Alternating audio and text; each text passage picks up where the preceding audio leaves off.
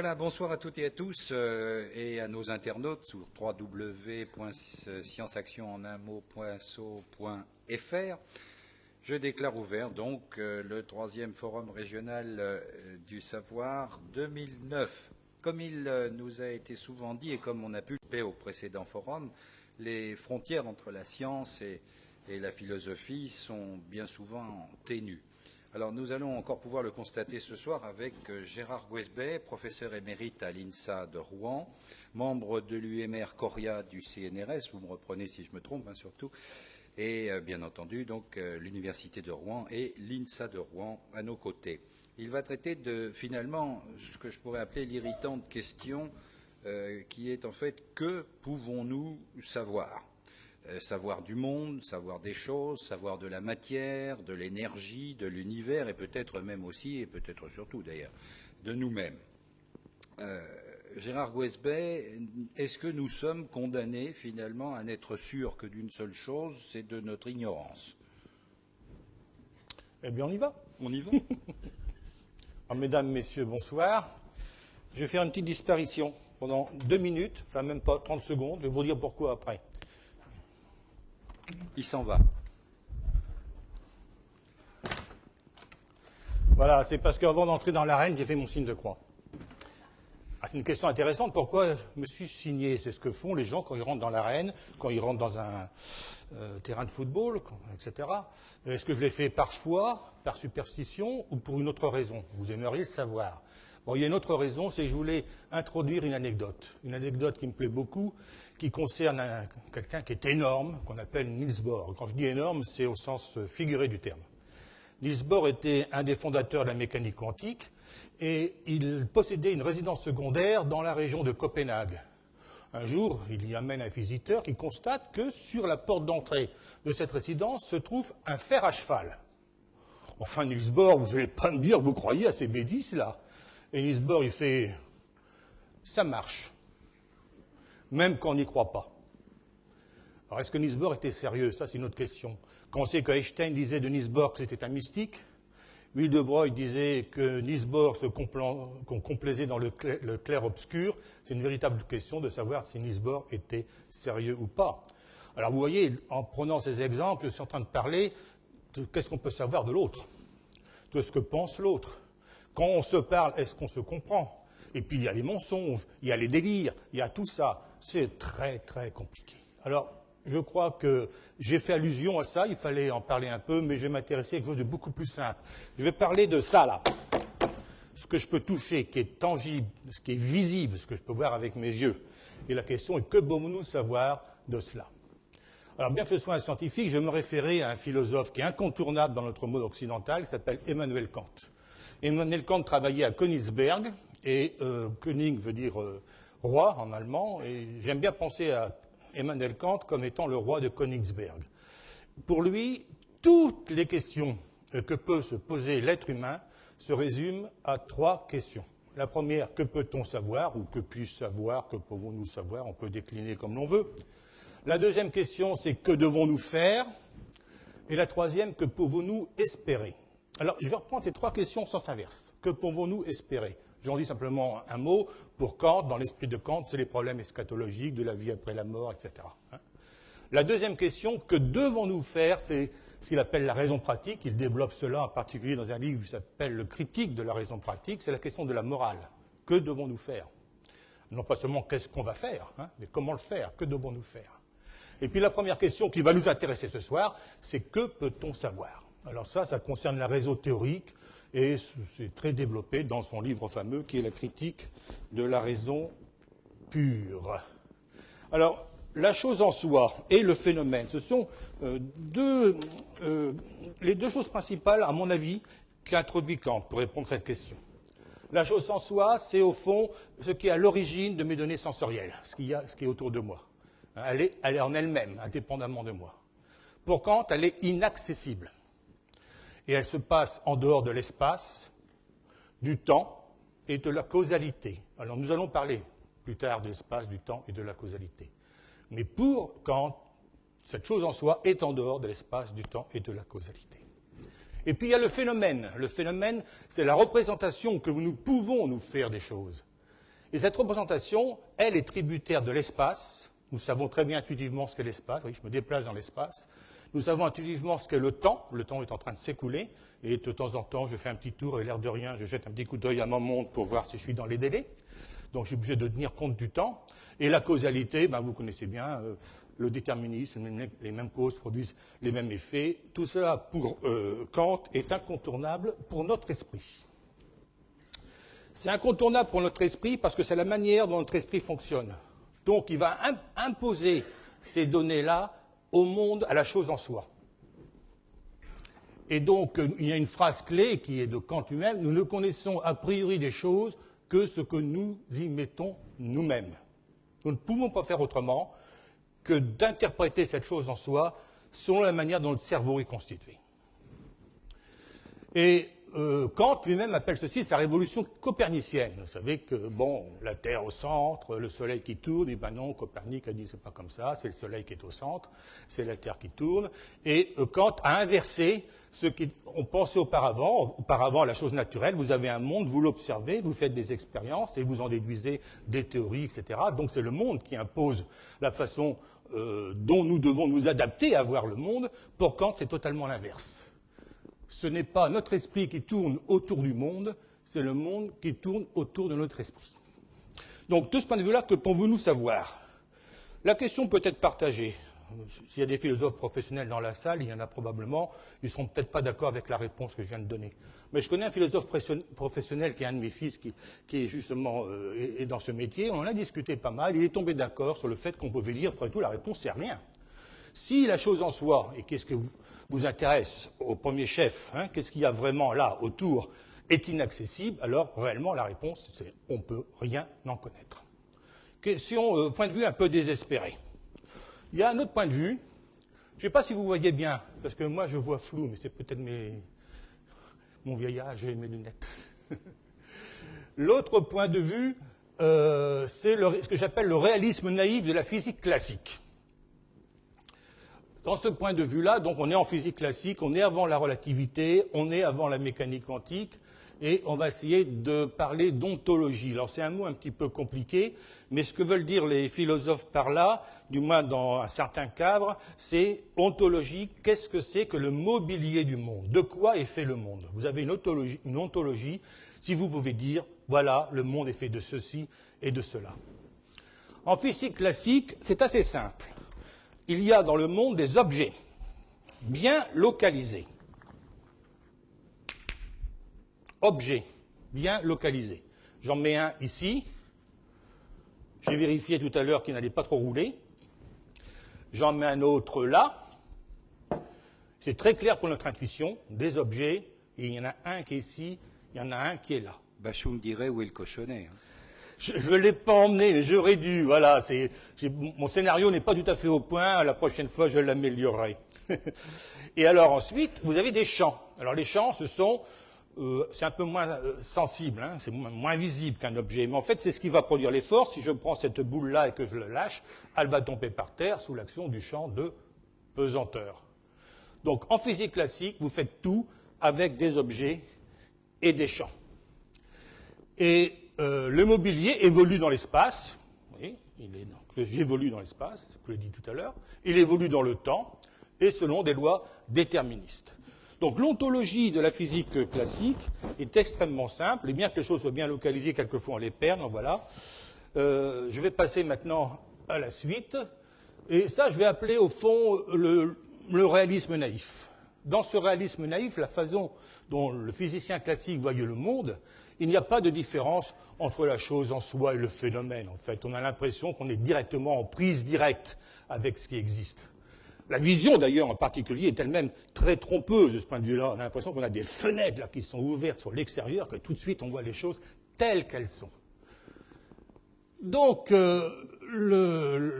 se retrouve avec une réponse qui est la suivante. Que pouvons-nous savoir? Si on y met du temps, si on a de la patience, si on travaille assez, après tout, on peut tout savoir. J'étire un petit peu les choses pour mon exposé, mais en fait, on a deux réponses extrêmes à rien et tout. Et c'est ça qu'on va maintenant essayer de discuter. Alors, pour discuter cela, il faudrait critiquer la critique. Quand on parle de Kant, on dit Kant a fait une critique, et donc il faudrait faire une critique de la critique kantienne. Et il faut critiquer aussi le réalisme naïf. Au fond, est-ce que ce réalisme naïf nous dit bien les choses telles qu'elles sont, ou est-ce qu'on peut comprendre que c'est un peu plus compliqué ou un peu différent? Alors, je vais plutôt partir du réalisme naïf, donc de la science. Mais en même temps, je parlerai un petit peu, incidemment, sans le vouloir ou presque, de Kant. Alors, à ce réalisme naïf, il y a ce que j'appelle associer l'arrogance naïve. L'arrogance, c'est l'impression qu'on sait vraiment tout. C'est valable pour un gamin de 10 ans, pour un adolescent de 16 ans, pour un adulte de 60 ans. On a l'impression qu'à un moment, on a fait le tour des choses et qu'il n'y a plus grand-chose à rajouter. Alors ça, c'est ce que j'appellerais l'arrogance naïve, mais elle a pris des tours dramatiques dans l'histoire. Et je vais d'abord parler d'Aristote. Non pas grandeur et décadence, mais grandeur et fin tragique. Aristote, c'est absolument un des plus grands génies de la science, et probablement le premier encyclopédiste. C'est le premier à avoir couvert tout ce que l'être humain pouvait couvrir, de la physique à la métaphysique, la morale, la politique. Tout y est passé. Et la physique d'Aristote, celle qui était dans son esprit et qu'il a consignée dans ses livres, a duré quand même 2000 ans. En gros, c'est quoi cette physique? Eh bien, il y a un monde supralunaire et un monde sublunaire. Donc le monde sublunaire, c'est où nous sommes, en dessous de la Lune, en gros. Et supralunaire, c'est au-dessus de la Lune, c'est le monde éternel de l'espace, réservé aux anges, je dirais, si vous voulez. Bon. Et la physique, pour ces deux mondes, est différente dans l'esprit d'Aristote. Dans le monde sublunaire, il n'y a qu'un seul type de mouvement possible. Les mouvements doivent être parfaits. Donc une vision a priori de la perfection. Le seul mouvement possible est selon une verticale. Alors, deux possibilités quand même, soit du bas vers le haut, ce sera le cas des choses légères, comme le feu, soit du haut vers le bas, ça sera le cas des choses lourdes, comme les boucles de pétanque, dont je ne sais si elles existaient à cette époque. Et puis, dans le monde supralunaire, le seul mouvement possible, c'était le mouvement circulaire et uniforme. Comme le mouvement circulaire et uniforme ne convenait pas très bien à l'observation réelle que l'on pouvait faire des planètes, les gens ont compliqué un petit peu les choses plus tard en prenant un cercle qui se déplaçait, en mettant un autre cercle qui se déplaçait sur ce premier cercle avec un noix, des choses comme ça. Ils ont compliqué le système pour que ça colle à peu près avec les observations. J'y reviendrai. Et puis, imaginez que vous soyez Aristote. Vous avez passé toute votre vie à écrire une œuvre considérable et un jour vous asseyez au port d'un rocher et vous regardez le phénomène des marées. Alors, ce que je vous raconte là, je le sais de Galilée, vous pouvez le trouver dans son fameux livre sur les deux grands systèmes du monde. Et Aristote contemple le phénomène des marées et se dit, mais qu'est-ce que c'est ce mouvement? Il n'appartient à aucun mouvement possible de ma physique. J'imagine que d'un seul coup, il a dû comprendre qu'il s'était fourvoyé toute sa vie, et ce que Galilée raconte, c'est que Aristote s'est jeté dans la mer et est mort de cette manière. Alors, je ne sais pas si l'anecdote est vraie. Enfin, c'est une jolie histoire. Deuxième cas d'arrogance naïve, il faut parler de William Thomson, qu'on appelle aussi Lord Kelvin. Il est plus connu sous le nom de Lord Kelvin, qui disait, à la frontière entre le 19 et le 20e siècle, il disait, voilà, on en a fini avec la physique. Ouf, le travail est terminé. Il y a juste deux petites choses qui ne marchent pas, deux petits nuages, dont, disait-il, ils vont bientôt se dissiper. Donc, un chouïa après, ça y est, on va pouvoir se reposer. On va pouvoir faire autre chose que de la physique, de la poésie, de ce que vous voulez. Et les deux petits nuages en question, eh bien non, ils n'ont pas pu être résolus dans le cadre de la physique classique. L'un a mené à la relativité et l'autre à la mécanique quantique. Et pour vous montrer à quel point ces deux petits nuages nous éloignent de notre réalisme naïf de tout à l'heure, je vais vous apprendre un petit peu la relativité et un peu la mécanique quantique, en allant à ce qui me semble essentiel. Et puis l'autre réalisme naïf dont je parlerai tout à l'heure, c'est celui qui fait prétendre à certains physiciens de nos jours que nous avons la théorie du tout presque sous la main. J'y reviendrai. Vous faites allusion à la théorie monde. La théorie, oui, c'est ça, la théorie des supercorps, toutes ces choses-là. Alors, éléments de relativité. Alors, pour ceux qui n'ont pas fait de relativité, ils ont souvent l'impression qu'il y a une chose extrêmement compliquée. Certes, Il y a deux relativités, d'abord. Il y a la restreinte et la générale. La générale demande un solide bagage mathématique. La restreinte est assez simple, même mathématiquement. Mais comprendre pourquoi la relativité est nécessaire, ça peut se faire très, très, très simplement, me semble-t-il. Et je vais tenter de le faire, mais je crois que ça devrait marcher.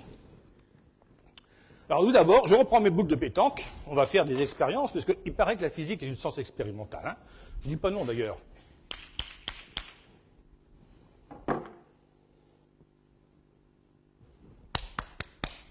J'avais rêvé d'emmener des cymbales. Bam! Vous voyez, quelque chose comme ça. Qu'est-ce que je viens de faire là? Une expérience physique extrêmement simple. Je viens de vous apprendre ce que c'est que la simultanéité. Les deux boules viennent de se choquer en même temps. Et mes deux mains viennent de se choquer en même temps. Donc on peut dire que des choses se passent en même temps, et il y a des choses qui ne se passent pas en même temps. Emmanuel Kant, quand il parle du temps, dit que la simultanéité est une chose essentielle pour comprendre le temps. Toute notre intuition du temps est basée, le champ, vous voyez, de manière déterminée, le champ de pesanteur a entraîné une demi-boule de pétanque par terre. Heureusement que ce n'était pas du carrelage.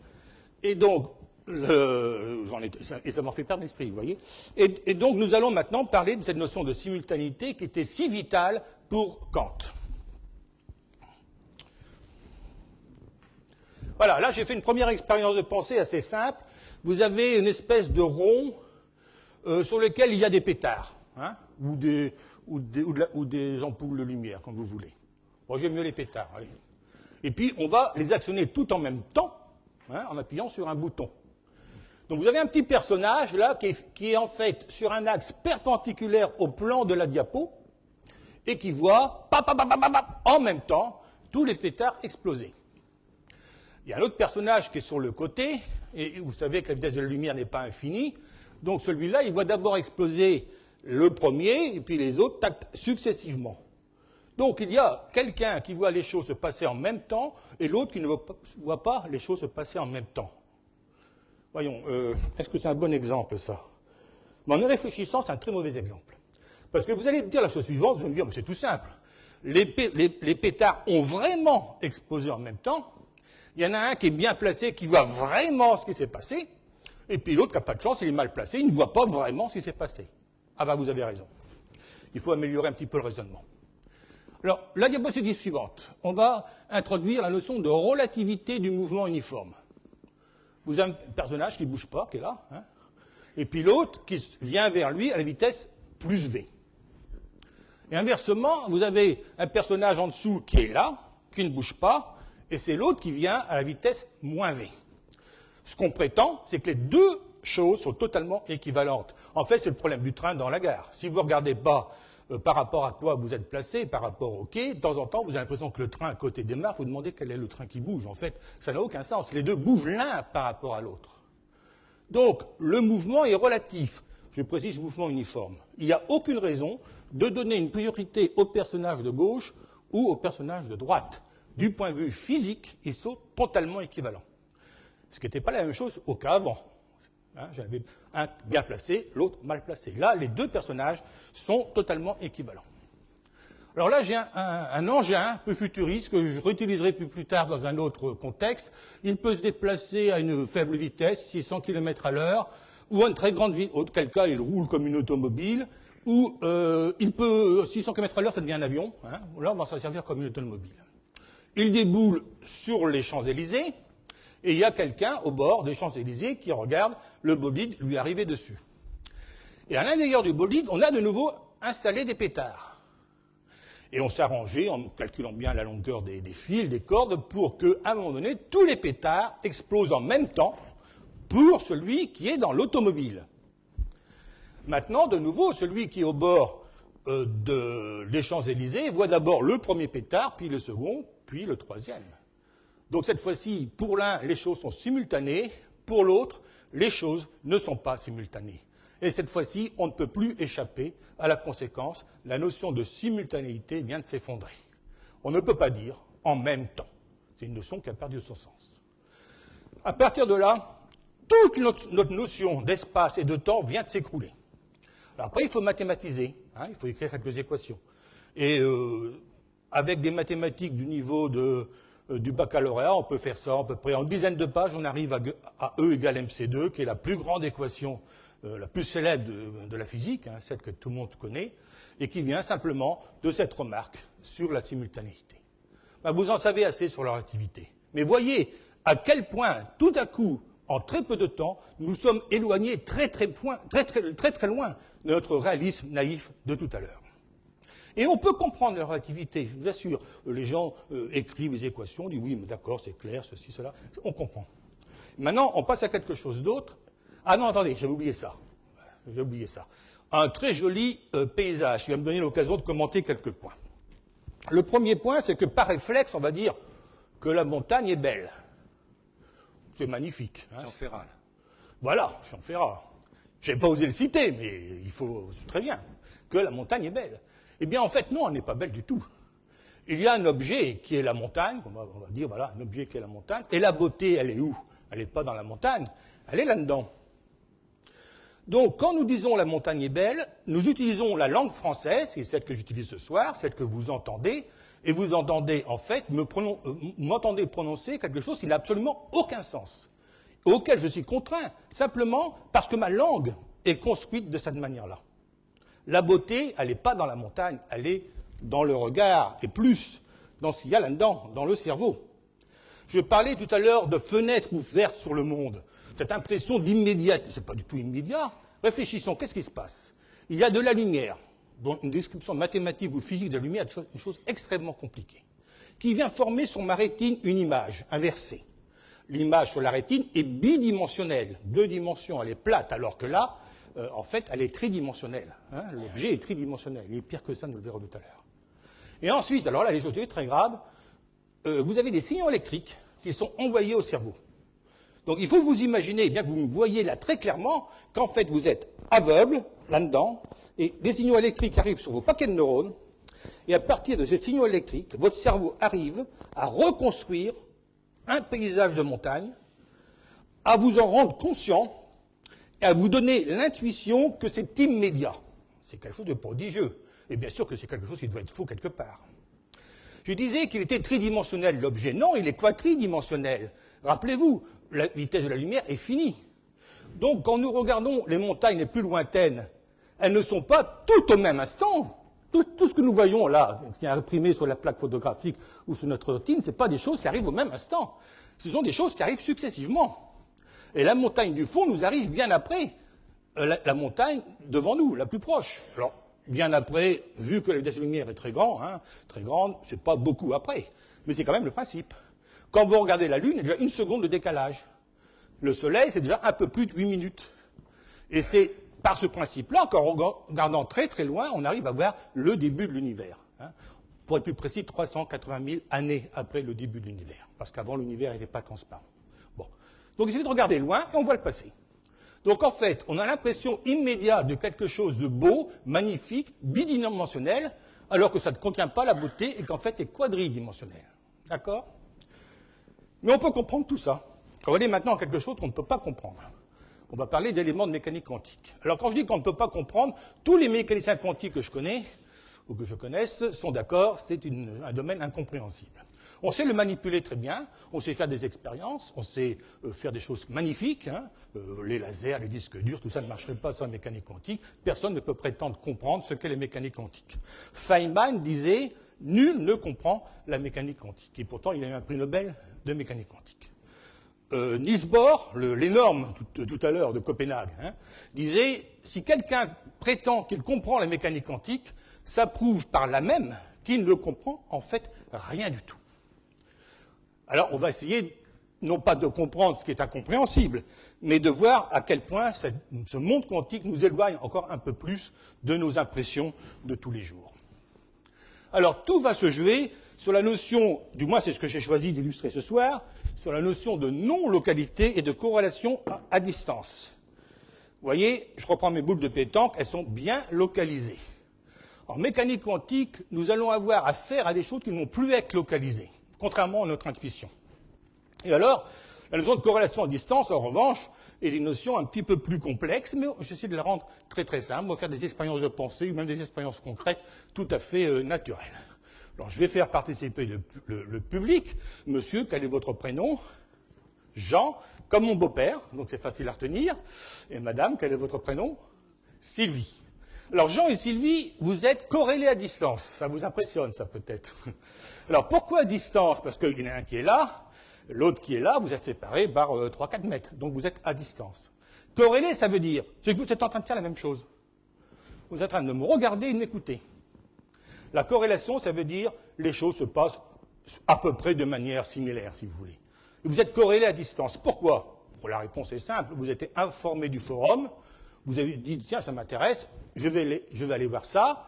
Donc, vous êtes corrélés à distance parce qu'il y a une cause commune dans le passé qui vous corrèle à distance maintenant. Vous voyez que la notion est très simple. On va la rendre pas plus compliquée, mais un peu différente avant le passage à la mécanique quantique. Alors là, j'ai repris mes bolides de tout à l'heure, mais on l'a fait aller plus vite pour que ce soit devenu un avion. Et on part de Paris, en bas, hein, et à Paris, il y a 2 personnes dont le nom est indiqué en haut, Monsieur Tenon et Madame Mortez. Alors, Denon et Mortez passent leur temps tout le temps ensemble, mais là, ils sont décidés pour quelque temps de faire une expérience de physique. Alors, ils partent de Paris, Charles de Gaulle, et chacun prend une carte postale. Alors, il y aura une carte postale qui va représenter la Tour Eiffel, et une autre carte postale qui va représenter l'Arc de Triomphe. Ils mettent leur carte postale, Tour Eiffel dans une enveloppe, Arc de Triomphe dans une enveloppe, ils mélangent, et ne savent pas ce qu'ils emportent. Et M. Tenon va, par exemple, à New York et atterrit à l'aéroport John Fitzgerald Kennedy, tandis que Mme Mortez se dirige à Tokyo Narita et arrive à un certain moment, comme prévu, à Tokyo. Et à ce moment-là, M. Tenon, quand il arrive à New York, il prend son enveloppe, il ouvre son enveloppe, il dit « Tiens, j'ai comme image la Tour Eiffel ». Immédiatement, il sait que l'autre image, c'est l'Arc de Triomphe, et vice-versa.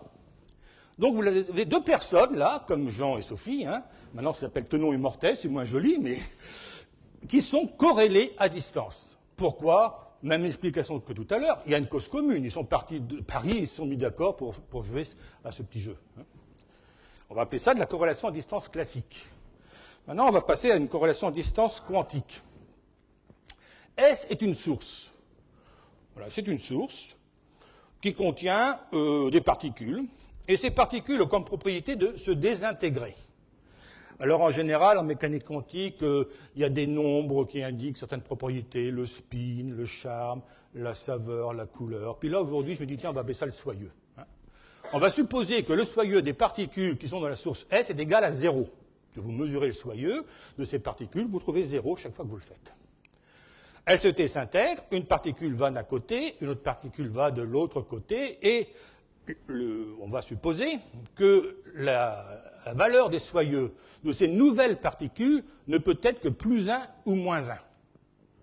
Alors, on se trouve de ce côté-ci, on fait une mesure, tac à tac, ah, la particule, son soyeux, vaut plus 1.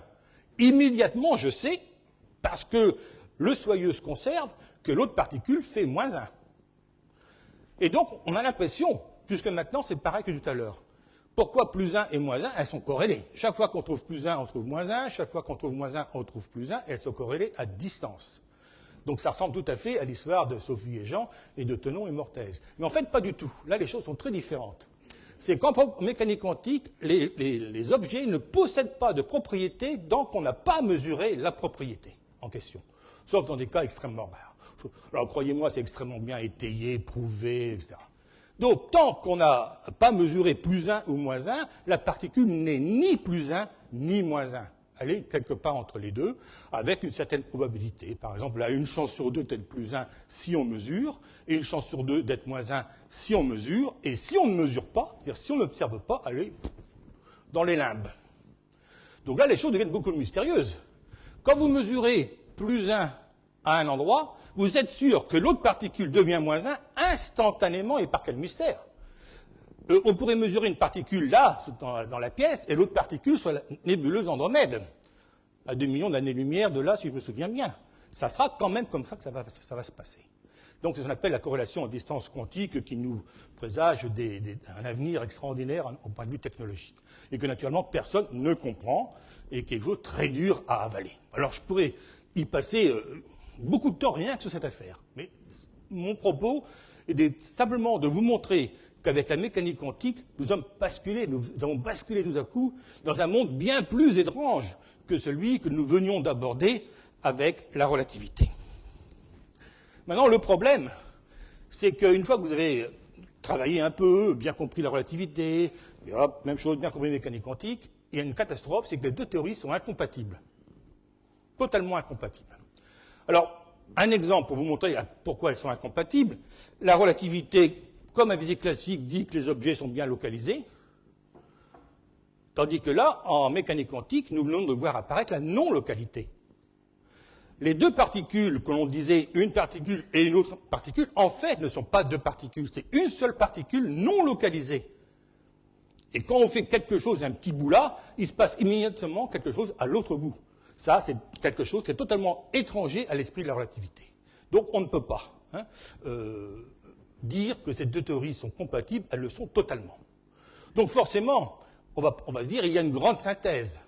La grande synthèse, c'est une théorie encore au-dessus, encore à découvrir, qui va tout réunir. Alors cette grande synthèse, pendant longtemps, et même encore de nos jours, beaucoup de physiciens pensent l'avoir trouvée dans ce qu'on appelle la théorie des cordes, ou plutôt des supercordes. Il y a un livre qui vient de paraître en langue française il y a 1 an ou 2 ans, qui parle de la physique et qui dit « Rien ne fait plus en physique » et qui nous parle de la théorie des supercordes. Ce livre a été écrit par un certain Smolin qui a travaillé sur la théorie des supercordes. Il nous dit la chose suivante, il dit voilà, ça fait 30 ans que des milliers de chercheurs théoriciens, parmi les plus brillants de la planète, travaillent sur la théorie des supercordes et, dit-il, après ces 30 années, 2 points, il faut admettre, nous avons échoué. Donc 30 ans pendant 1000 chercheurs, ça fait 30 000 années de travail. Hein, et pour quelqu'un qui est un spécialiste de la question, il vous dit « nous avons échoué ». Il explique pourquoi nous avons échoué. Alors certains pensent, les théoriciens de supercordes pensent qu'ils n'ont pas échoué. En tout cas, ce qui est sûr, c'est qu'on n'est pas au bout du chemin. Est-ce que nous atteindrons le chemin un jour? Peut-être pas. Peut-être qu'à un moment donné, les choses sont devenues tellement complexes que notre pauvre petit cerveau humain, aussi brillant soit-il, ne peut en venir à bout. Mais imaginez quelque chose d'encore plus horrible, plus terrible dont je vais vous parler maintenant. Imaginez que nous possédions une grande synthèse, au bout de 100 000 ans. Hein. En 100 000 ans, ça peut être 100 ans de travail de 1000 chercheurs. Hein. Et imaginez qu'en travaillant 100 000 ans de plus, on s'aperçoive qu'il y a aussi une deuxième grande synthèse qui explique les faits expérimentaux de la même manière et qui soit incompatible avec la première. Est-ce que c'est possible? Ça, c'est une grave question. En tout cas, c'est ce que je vais maintenant discuter sous le nom de théorème de Duyemkin. Le théorème de Duyemkin, en fait, est un théorème qui a été inventé par des philosophes. C'est un peu bizarre, un théorème philosophique. Hein. Je ne dis pas ça pour vexer les philosophes qui sont là, mais en mathématiques, on démontre, en philosophie, on argumente. En mathématiques, on peut arriver à un théorème, en philosophie, on va arriver à des bonnes raisons de penser que, 3 points de suspension. Donc, mais c'est admis, on appelle ça le théorème de Duyemkin. Quel est son énoncé? Le théorème de Duyemkin, alors Duhem est un physicien français qui est aussi un philosophe des sciences, et Kin, je prononce à la française, parce que je trouve la prononciation anglo-saxonne, Quine, n'est pas très belle. Hein. Et Kin, pour beaucoup de philosophes, est le plus grand philosophe du siècle dernier. Donc c'est pas n'importe qui. Et le théorème dit l'expérience, la théorie est sous-déterminée par l'expérience. Ça veut dire, si la théorie était parfaitement déterminée par l'expérience, ça serait bien. Vous faites des expériences, ça vous fait qu'une théorie et une seule. Ce que dit le théorème, c'est non. Vous pouvez avoir plusieurs théories qui soient en accord avec les faits expérimentaux. Éventuellement une théorie vraie, éventuellement une théorie fausse, mais après tout, si elles sont toutes les deux en accord avec les faits expérimentaux, qu'est-ce qui vous fait dire que l'une est vraie et l'autre est fausse? Il faut accepter les deux. Alors, pour illustrer un petit peu ce théorème, je vais parler des précurseurs. Alors, les précurseurs de théorème en question, je vais les prendre dans un contexte qui est le fameux contexte de la bagarre entre le géocentrisme et l'héliocentrisme. Et dans ce contexte-là, il y a le fameux livre de Copernic, hein, qui remet le Soleil au centre de l'univers. Et j'aurais bien aimé trouver du théorème de Duyemkin chez les présocratiques. Je les ai relus pour ça, je n'ai pas trouvé, ça fait de la peine. Mais la référence la plus ancienne que je connais, c'est Osiander, qui est justement le préfacier du livre de Copernic. Et il dit la chose suivante dans la préface: les hypothèses de Copernic n'ont pas besoin d'être vraies ou simplement probables, il serait suffisant qu'elles sauvent les apparences. Bon, en d'autres termes, si ça marche, allez pas demander si en plus c'est vrai. Il a récidivé dans une lettre à Copernic où il dit: j'ai toujours cru que les hypothèses ne sont pas des articles de foi, mais des points de départ pour effectuer des calculs. Bon, donc c'est très bien, un physicien est content, vous lui donnez des axiomes ou des principes de base, il veut calculer, il peut s'occuper. Donc il est content, c'est suffisant. Et il n'est pas important qu'elles soient fausses si elles représentent exactement les phénomènes. Il récidive encore dans une autre lettre, parce que le problème c'est de pacifier les aristotéliciens, qui eux mettaient la Terre au centre de l'univers, alors que Copernic était en train de mettre le Soleil au centre de l'univers. Il fallait les pacifier. Alors, les aristotéliciens et les théologiens seront facilement apaisés si on leur dit que plusieurs hypothèses peuvent être utilisées pour expliquer les mêmes mouvements apparents. Les hypothèses présentes ne sont pas proposées parce qu'elles sont en fait vraies, mais parce qu'elles sont plus commodes pour calculer les mouvements. Donc voilà vraiment des précurseurs de Duyemkin. Il y a un autre, Urbain VIII, qui était le pape de l'affaire du procès Galilée. Le pape dit une hypothèse qui donne des résultats ne représente pas forcément la vérité, car il existe certainement plusieurs moyens pour expliquer comment le Seigneur produit les phénomènes. Si vous croyez au Seigneur, vous en êtes évidemment persuadé. Sa puissance infinie lui permet de faire les choses de plusieurs manières différentes. Ce qui est plus étonnant, c'est Galilée qui dit la même chose, ou presque. Galilée dit à propos des phénomènes des marées, cette fois-ci: Dieu peut donner à l'eau le mouvement alterné que nous observons en utilisant différentes manières qui ne sont même pas pensables par notre esprit. Je regarde l'heure parce qu'avec un peu de chance, je peux peut-être faire une petite digression qui me plairait bien, même si j'ai 5 minutes de plus. C'est une digression sur le procès Galilée, justement. En général, dans ce procès Galilée, ça nous est raconté comme étant la victoire de la science contre l'obscurantisme. Je ne prends pas parti du point de vue religieux ou autre, je conteste. En fait, à l'époque, ce que le jury ecclésiastique demandait, c'est simplement que Galilée admette qu'il y avait deux hypothèses et qu'on ne savait pas quelle était la bonne hypothèse. Ce qui était rigoureusement vrai. Sauf que Galilée s'entêtait en disant: moi, j'ai une preuve qui est justement le phénomène des marées. Il dit: voilà comment j'explique les phénomènes des marées. Prenez une espèce de récipient, de chariot dans lequel je mets de l'eau.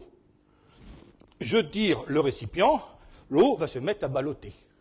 Et il dit: ben voilà, c'est ce qui se passe. Les marées viennent de là, comme la Terre tourne, eh ben, l'eau ballotte. Donc, la preuve que la Terre tourne, c'est le phénomène de marée. Malheureusement, l'explication est totalement fausse.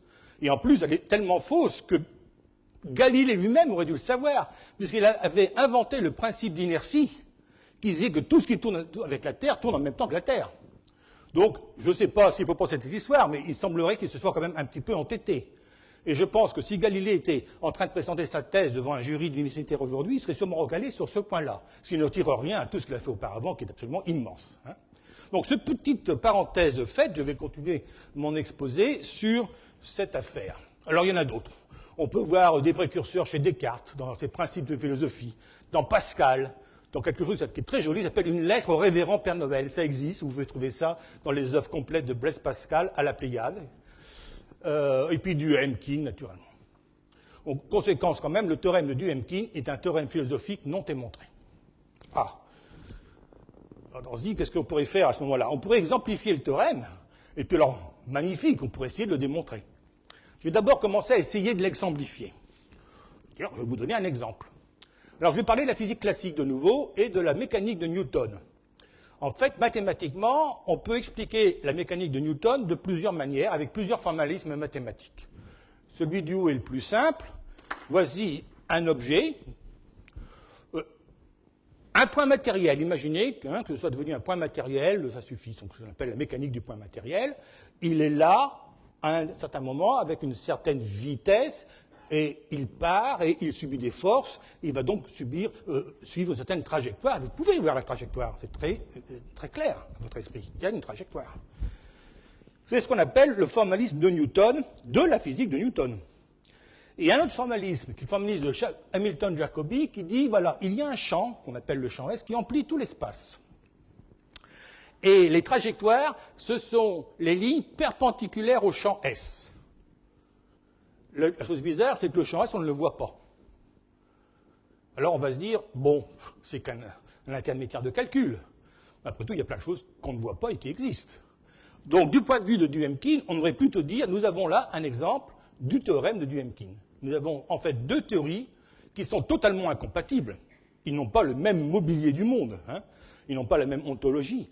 Ils sont tout à fait incompatibles et ils prédisent les mêmes résultats expérimentaux. Alors, je ne vous donnerai pas la suite de cette histoire-là, je vais me contenter de parler de l'exemple. La suite qui est intéressante, je vais la mentionner, c'est qu'en fait, s'il fallait choisir, c'est quand même la deuxième solution qui est la bonne. Le champ S est la préfiguration de ce qu'on appelle la fonction d'onde psi de la mécanique quantique, laquelle fonction d'onde psi est totalement inobservable.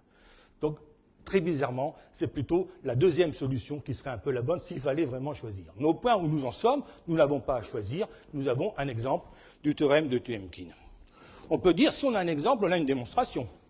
Je n'en suis pas vraiment convaincu. Est-ce que l'exemple est vraiment bon? Il est assez bon, est-il très bon ou suffisamment bon? C'est un peu plus compliqué. Donc je vais parler maintenant de la démonstration du théorème. Naturellement, je ne sais pas démontrer le théorème, c'est un de mes rêves, mais je ne sais pas. Ce qu'il y a, si on veut le démontrer le théorème, il y a deux aspects tout à fait évidents. Il y a un aspect mathématique. Bon, après tout, ça, on peut aller voir des copains mathématiciens qui se débrouillent mieux que vous-même, on peut espérer s'en sortir. Mais il n'y a pas que l'aspect mathématique, il y a le problème de la signification. Là, j'ai écrit deux équations. Je crois bien que ce sont les deux seules de l'exposé. Y égale à x, f égale m gamma. F égale m gamma, tout le monde va reconnaître, tous les physiciens, un petit peu physiciens même, reconnaissent que c'est force égale masse multipliée par l'accélération. Y égale à x, il suffit de changer de lettre, et c'est la même équation. Mais y égale x, ça veut dire quoi? En soi, ça n'a pas de signification, donc je n'ai pas dit la lettre y faut ceci, la lettre a faut ceci, la lettre y faut ceci. J'ai complété un petit peu ça en dessous. Ils sont dans les vignes, les oiseaux. Vous savez bien, hein, comme le dit la chanson. Ils sont dans les champs, les chasseurs. Ils sont dans les X, les Y. La troisième phrase est une phrase mathématique. On ne s'occupe pas de signification. Les deux premières phrases sont des phrases où la signification est importante. Il est clair que si on veut démontrer le théorème Kin, on ne peut pas échapper au problème de la signification des symboles. Et j'aurais pu ajouter une autre phrase correspondant à quelque chose qui n'existe pas. Ils sont dans les cieux, les licornes. Ou elles sont dans le ciel, les licornes. Il y a bien des vignes, il y a bien des champs, il y a bien des oiseaux, il y a bien des chasseurs, il n'y a pas de licorne. Mathématiquement, ils sont dans le X, les Y, tout ça va être englobé. Donc vous voyez une difficulté complémentaire maintenant, si on veut vraiment dorer le Duyemkin par rapport à quelque chose de purement mathématique, il faut aborder le problème de la signification. C'est-à-dire aborder le problème du langage, auquel j'ai fait allusion tout à l'heure quand je dis que la montagne est belle. Alors, je vais dire quelques mots sur le problème de la structure des langages.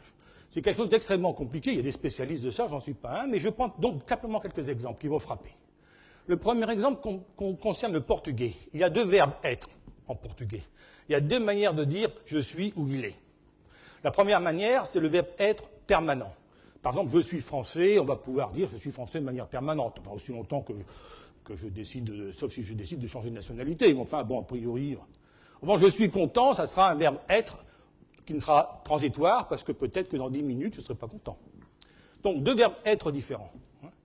Et chaque fois que vous dites être en portugais, vous allez utiliser l'un ou l'autre. Ça marque effectivement profondément la structure de ce que vous dites des objets et des choses. En espagnol aussi. En espagnol aussi.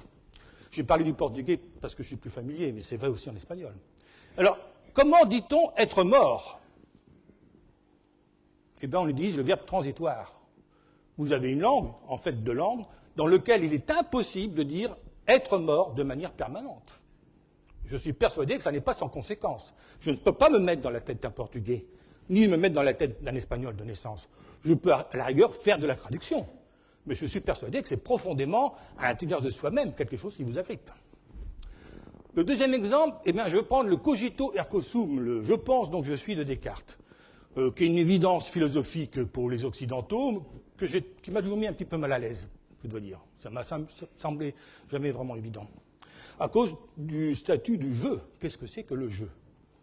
Et il se trouve que je me suis beaucoup déplacé en Asie au cours de mes travaux, en particulier au Japon, et suffisamment pour avoir envie d'apprendre la langue japonaise et me débrouiller raisonnablement.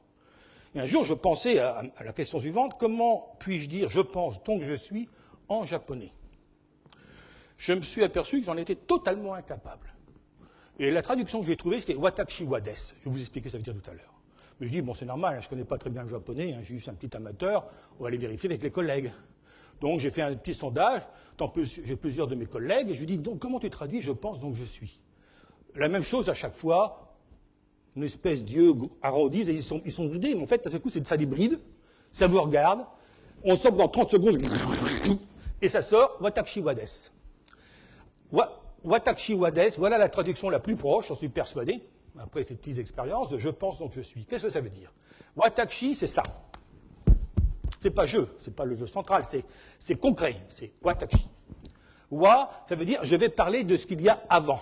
Donc, watashi wa desu, watashi wa, ça veut dire je vais parler de watashi. Et desu, ça veut dire cela existe. Donc, watashi, wa, je vais parler de cela, cela existe.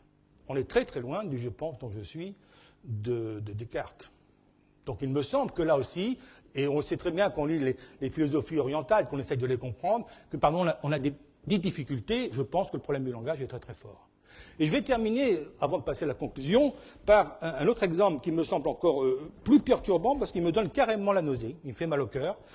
Je ne vais peut-être pas vous laisser le temps d'avoir mal au cœur, mais quand vous serez parti, vous allez peut-être y réfléchir un peu. Voilà. Oui, je ne me sens pas bien. Le futur, voilà, je suis un dictateur. Marchez avec moi vers le futur radieux. Allons de l'avant. Les lendemains qui chantent sont pour demain. C'est comme ça que font toutes les statues, hein. On voit Lénine, Staline, etc. Nous spatialisons le temps. Nous le spatialisons comment? En le mettant vers le futur.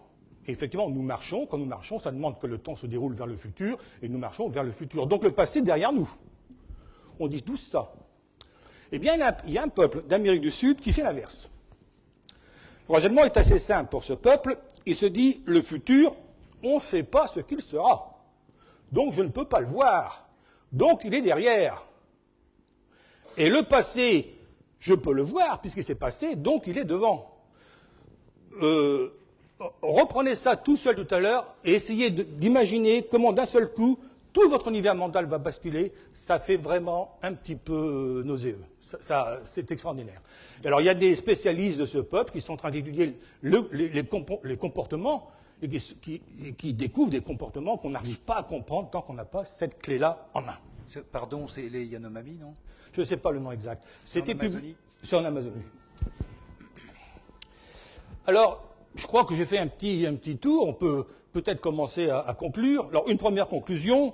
Que peut-on savoir? Bon, il y a un réel. On a vu que Kant n'avait pas tout à fait raison, que le réalisme naïf n'avait pas tout à fait raison non plus, donc c'est quelque part entre les deux. C'est raisonnable de penser qu'en fait, le réel existe, mais qu'il est voilé. Donc la thèse du réel voilé est une thèse qui a été développée par Bernard d'Espagna, qui est un spécialiste de mécanique quantique. Ça sera ma première conclusion. Le réel est voilé. On peut savoir quelque chose, mais tout ça de manière voilée. Alors, ce voile, on peut l'appeler le voile de Maya, parce que c'est une expression qui est utilisée par les orientaux. Ils aiment bien parler du voile de Maya qui nous sépare de la perception réelle des choses. Alors pourquoi ne pas faire autant? Alors le problème, c'est quelle est l'épaisseur du voile? Si le voile est complètement opaque, on se retrouve chez Kant. Si le voile est complètement transparent, on se retrouve dans le réalisme naïf. C'est une thèse qui est très commode en termes très savants. On va dire que c'est l'agnosticisme épistémologique, du genre, au fond, je ne sais pas. Hein. C'est un peu une réponse de Normand, vous voyez. Peut-être ben oui, ben non, mais en tout cas, ce n'est pas complètement oui, ni complètement non, c'est quelque part entre les deux. Donc la thèse du réel voilé est vraiment une thèse de Normand, mais je ne pense pas que Bernard d'Espagna fût Normand, en fait, ça sera vérifié. Avec ce nom-là. Voilà. Alors, qu'est-ce qu'on peut savoir, en fait, ou qu'est-ce qu'on ne peut pas savoir? Le voile de Maya n'est pas totalement transparent ni totalement opaque, c'est quelque part entre les deux extrêmes. Où exactement? C'est exactement ce que nous ne pouvons pas savoir. Et puis, l'autre point de vue, j'ai représenté les différentes hypothèses du voile de Maya. Vous avez une espèce de carré gauche, de carré blanc à gauche, qui correspond à la transparence. Le voile de Maya est transparent. On n'est pas là. À droite, vous avez un carré noir. Le voile de Maya est opaque. On n'est pas là non plus.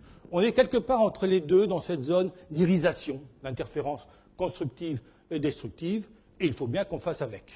Alors maintenant, s'il y a un artiste dans la salle, un de mes rêves, c'est de reproduire cela 4 mètres sur 10 et de l'exposer à Beaubourg, mais je ne sais pas s'il y aura quelqu'un de courageux pour le faire. En tout cas, je vous remercie pour votre attention.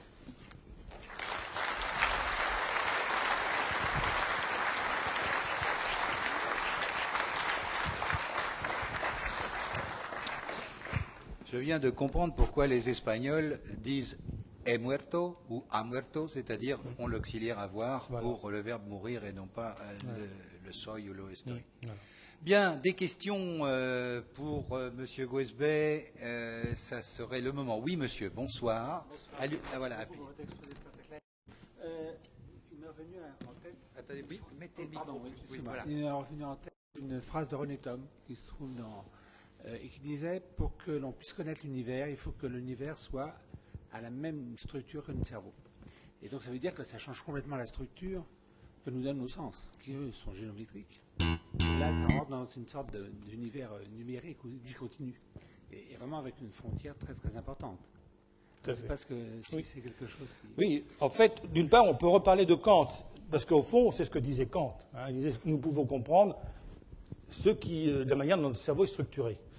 Et on peut aussi dire, indéniablement, il y a une limite. Et il serait incroyablement extraordinaire de penser que, malgré les milliards d'années d'évolution darwinienne, notre cerveau ait eu le temps de s'adapter exactement à la structure de l'univers. Néanmoins, il y a quelque chose d'intéressant, c'est la flexibilité de notre cerveau. Jusqu'où peut aller cette flexibilité? Quand on parle d'intuition, on dit qu'est-ce qu'on comprend au fond? Comprendre, c'est que ça marche avec notre intuition. Du coup, on fait ah, j'ai compris. Eh bien, on voit au fil des ans que la compréhension par notre intuition de ce qu'était l'univers a complètement évolué. On parlait d'Aristote. Pour Aristote, le monde est clos. Il est fini. Il n'est pas infini. Le temps est éternel, mais le monde est fini. Et tous les anciens étaient très confortables avec cette notion de monde fini. Maintenant, certaines personnes pensent encore que le monde est fini, mais quand on est un peu informé, on sait qu'en fait, on ne sait pas s'il est infini d'ailleurs. Mais en tout cas, il n'est pas clos à la manière dont Aristote le pensait. Notre physique a complètement modifié. Comment ça s'est fait? Comment les choses sont-elles adaptées? Parce que notre cerveau est flexible. Et puis il est influençable aussi. À force d'entendre des gens vous dire, écoutez, voilà, l'univers a 13,7 milliards d'années, vous finissez par y croire, même si c'est faux. Et ça devient une intuition. Donc, vous voyez, on est là vraiment dans tout le problème de ce voile de Maya, c'est quelle est la part des influences que l'on subit, des choses que vous pouvez vérifier ou pas. Après tout, la courbe de Hubble qui donne la vitesse des galaxies en fonction de leur éloignement, je l'ai vu dans plusieurs livres, dans plusieurs articles, je l'ai jamais vérifié moi-même, je suis obligé de faire confiance. Et on est dans toute cette thématique-là, un peu floue, où quel que soit l'endroit où on se tourne, on aura des incertitudes. Et on n'aurait pas d'incertitude du tout si notre cerveau était tellement adapté à la structure de l'univers que ce fut nous qui ayons fait l'univers. Et là, les choses seraient sûrement très claires pour nous. Certes, ça existe, c'est une thèse qu'on appelle le solipsisme. Hein. Oui, oui. Alors c'est une thèse que je vais discuter parce qu'elle est vraiment extrême, et pour vous montrer à quel point nous sommes quand même à la question que pouvons-nous savoir dans une forme d'incertitude. Le solipsisme, c'est quelqu'un qui pense que c'est lui qui crée le monde autour de lui. Vous pouvez lui dire, mais attends, tu vas mourir un jour. Il fait, pas moi. Vous pourrez lui montrer un mort, deux morts, 10 morts sont morts. Pas moi, c'est moi qui crée tout ça. Hein. C'est une thèse qui est logiquement complètement défendable. Du point de vue logique. Hein. J'ai presque envie de le dire en anglo-saxon, hein, parce que c'est le titre d'un ouvrage de Keane, du point de vue logique. Du point de vue logique, on ne peut pas dire à un solipsiste qu'il a tort, il a toujours le moyen d'échapper à tous les arguments qu'on vous lui fournirait. Il fait de la politique d'ailleurs, je suis laissé dire. Oui. Il le fait seul. Pardon. Il le fait seul. D'autres questions? Des questions concernant ce problème du savoir? Oui, allez-y, je vous en prie. Là-haut peut-être? Ne me laissez pas tout seul. Moi j'en ai une pour vous, Monsieur Gouesbet.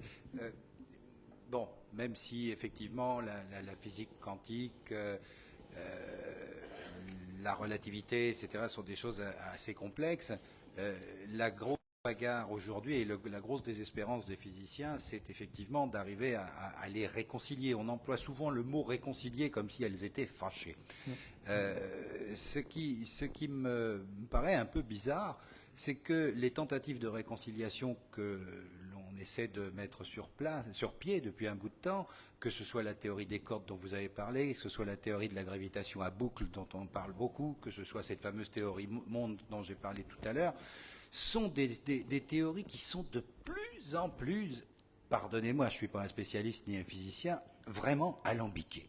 C'est-à-dire que j'ai l'impression de reconnaître les mécanismes invraisemblablement compliqués que les gens qui refusaient le géocentrisme étaient obligés de construire pour expliquer les orbes des corps célestes, etc. C'est-à-dire que j'ai vraiment l'impression qu'on nous fabrique là, même avec les histoires de force d'énergie sombre, de matière noire, on est vraiment dans un côté obscur là, où on a vraiment l'impression qu'on a des jokers à longueur de temps pour trouver des explications ad hoc. Qu'en pensez-vous? C'est pas une critique, je suis pas physicien. Et je me sens encore moins critique, je ne suis pas physicien de cette physique-là. Donc je peux dire ce que j'en pense avec autant d'aisance. Mais c'est pas une impression que vous... Alors c'est clair, quand vous parlez du géocentrisme, c'est la fameuse idée, on met des épicycles sur les épicycles jusqu'à ce que ça marche, ça devient de plus en plus compliqué, et puis finalement, est-ce qu'on a compris quelque chose? Bon, moi, mon expérience de physicien, la chose la plus... j'ai fait de la mécanique quantique, publiée un peu dans ce domaine. Je connais bien la relativité générale, du moins son formalisme mathématique. Ce formalisme mathématique, qu'on appelle le calcul tensoriel, demande à un étudiant, on l'enseigne normalement, enfin on peut l'enseigner en maîtrise si vous voulez, mais il demande à un étudiant un effort extrême avant de commencer même à faire de la physique. Or, il est certain que c'est au moins un formalisme, une théorie qui fonctionne. Dans la relativité générale, jusqu'à maintenant, les gens sont en accord avec, les faits expérimentaux sont en accord avec cette théorie. Donc, il est évident qu'on a avancé, de toute façon, qu'on le veuille ou non, vers des choses de plus en plus compliquées. Einstein disait il faut faire aussi simple que possible, bien sûr, mais il ajoutait mais pas plus simple. Donc la question qui se pose, est-ce que nous sommes en train de nous fourvoyer dans des voies erronées en rajoutant des choses de plus en plus compliquées ou bien est-ce que c'est la réalité elle-même, sa formulation mathématique, qui nous oblige à aller vers ces choses de plus en plus compliquées? Je pense que nous ne pouvons pas le prédire, on ne peut pas le savoir. Mon idée, c'est qu'effectivement, de toute façon, les choses deviennent de plus en plus compliquées, ne serait-ce que par des exemples qui ont réussi comme la réalité générale. Dans quelle mesure nous ne sommes pas trop compliqués à l'heure actuelle, ça c'est quelque chose à laquelle je ne sais pas répondre. Bon, vous avez dit que j'étais professeur émérite, je continue à faire des recherches sur mes sujets qui étaient mes sujets favoris, en particulier la diffusion de la lumière laser, mais je me donne maintenant 20% de mon temps à aller errer dans ce genre de choses comme ça. Et je me pose effectivement la question, même à propos de la mécanique quantique, comment se fait-il que quelque chose comme la mécanique quantique, qui est quand même qui a un siècle d'âge tout de même, n'est-ce pas? C'est pas comment se fait-il qu'on ne soit pas parvenu à en faire quelque chose d'un peu compréhensible, qui puisse se raccrocher un peu à l'intuition? Est-ce qu'il n'y a pas quelque part un principe que nous n'avons pas perçu, qui nous permettrait de comprendre les choses? Ou est-ce qu'effectivement il faut accepter que déjà la mécanique quantique ait ce côté incompréhensible et que cela soit pour toujours, simplement que nous soyons condamnés à nous y habituer? Si c'est le cas, naturellement, les choses vont devenir de plus en plus compliquées. Et peut-être de plus en plus compliquées jusqu'au point où nous aurons atteint les limites de notre cerveau humain. Et il y a une autre limite, c'est la limite de l'expérience. Parce qu'en pratique, quand un physicien fait de la physique, il dit ben voilà, j'ai telle chose à étudier, je vais prendre la physique classique, c'est largement suffisant. Alors il va dire ah ben non, c'est classique, là c'est pas suffisant, trop approximatif, je vais prendre la relativité. Bon. On leur dit tiens, je prends la mécanique quantique. Il ne se trompera jamais. Il saura ce qu'il faut prendre comme théorie pour fonctionner. Mais il y a quelques exemples où on sait qu'on ne peut pas faire ça. Ces exemples correspondent à des événements extrêmes. Le trou noir. Le trou noir nécessite, on veut bien le comprendre, de réconcilier la mécanique quantique et la relativité. Sinon, on ne fait qu'approcher sa compréhension. Le Big Bang est de même nature. Donc des événements extrêmement improbables. En pratique, à la limite, on peut se dire tout ça n'a aucune importance. Hein. On n'a même pas besoin de faire de la relativité générale pour la vie de tous les jours. Ah, ben là, non, ça c'est faux, ça, justement. Je vais vous donner un exemple. Le GPS ne fonctionne pas sans la relativité générale. Parce que quand on vous localise, et qu'on vous localise avec la précision dont on a besoin, il faut prendre en compte le fait qu'à l'endroit où se trouve le satellite, le temps, parce que le satellite est placé dans un champ de pesanteur différent que celui au sol, le temps s'écoule de manière différente. Donc sans la relativité générale, vous ne pourriez pas obtenir de GPS précis. Donc voilà un exemple concret quand même qui est le seul que je connaisse. Mais les autres exemples, on est dans des conditions absolument délirantes d'énergie. Et une des difficultés pour les théories que vous mentionnez, c'est qu'on ne dispose pas d'expérience pour dire voilà, c'est celle-là qui a raison. Enfin raison, hein, plus raison que l'autre. Vous avez compris que la notion pour une théorie d'être vraie ou d'être fausse est elle-même un peu compliquée. On n'a pas d'expérience pour corroborer ou falsifier. Là, en fait, il faut se placer sur pour comprendre ce que je viens de dire là, il faut se référer à une épistémologie qu'on appelle l'épistémologie de Karl Popper. Karl Popper dit on ne prouve jamais une théorie. On fait des expériences, si l'expérience est d'accord avec la théorie, on a corroboré la théorie. Et on peut la garder, jusqu'à. Si l'expérience est en désaccord avec la théorie, on dit que la théorie est falsifiée. Il faut rejeter la théorie. En principe. Quelquefois, on garde la théorie, même si l'expérience ne concorde pas, parce qu'on a des bonnes raisons de penser que l'expérience a été mal faite. Quelquefois, on s'aperçoit, quelques temps plus tard, qu'effectivement, l'expérience avait été mal faite. Donc tout ça est un petit peu compliqué. Mais l'idée, c'est ça quand même. C'est que quand on est dans ces domaines-là, de théorie de supercorps, gravitation à boucle, on manque terriblement de résultats expérimentaux pour nous aider à falsifier ou à corroborer.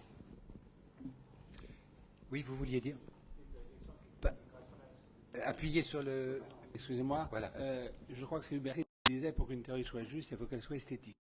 Alors la partie esthétique, il y a quand même une partie subjective et qui rejoint un peu l'art et finalement ce qu'on a dit. Voilà, tout à fait. Ça, c'est une très belle question. La beauté dans le cerveau. Et en fait, bon, personnellement, quand je calcule, si les choses commencent à devenir moches, j'ai l'impression que je me suis planté quelque part, pour dire vulgairement. Donc je retourne mes pages, je dis, ah bah oui, là, j'ai écrit 2 égale 3, par exemple. Donc une erreur se voit relativement vite, certaines erreurs se voient relativement vite parce que d'un seul coup, les choses commencent à manquer d'élégance. C'est très subjectif, cette notion d'élégance. C'est une notion de beauté. Elle fait partie du travail du théoricien, indéniablement. Mais elle ne peut pas être prise comme à cause de ce caractère subjectif, comme un critère final. En fait, Aristote trouvait très beau son monde clos et fini. Et nous, maintenant, quand nous le contemplons, quelle horreur! Comment un cerveau intelligent, encyclopédique, a-t-il pu imaginer une pareille horreur? Il l'a fait. Et on y a cru pendant 2000 ans. Donc ça montre bien cette difficulté à utiliser la notion de beauté. En revanche, c'est effectivement un guide, malgré tout en sachant qu'il n'est pas très solide, pas très sérieux, à défaut d'autres. Et ça sent, c'est très curieux, ça sent là. Hein, quand ça commence à ne plus aller, c'est vraiment comme ça. Je sens dans l'abdomen, je commence à faire des nœuds, je dis, ouais, il y a quelque chose qui n'est plus très clair là, hein, qui est plus caché, ce que vous voulez. Hein. Et donc, visiblement, notre cerveau est branché là-dessus. Alors, pourquoi l'est-il ça, c'est un grand mystère, mais on peut faire des remarques. C'est la musique, par exemple, un autre grand mystère. Qu'est-ce que c'est qu'apprécier la beauté de la musique? Il y a des gens qui souffrent de ce qu'on appelle d'amusie. En fait, le A privatif et musie, ils veulent écouter de la musique, et pour eux, c'est soit du bruit, soit même quelquefois désagréable, ou quelque chose qui les rend indifférents. Donc, il y a dans le cerveau, à ce moment-là, quelque chose qui ne fonctionne pas pour donner cette impression de beauté de la musique. Et les zones, d'après ce que j'ai lu, là je ne suis pas un spécialiste, d'après ce que j'ai lu, les zones qui s'occupent de la musique sont à peu près les mêmes zones de celles qui s'occupent des mathématiques. Donc là, on est dans des mystères. Hein.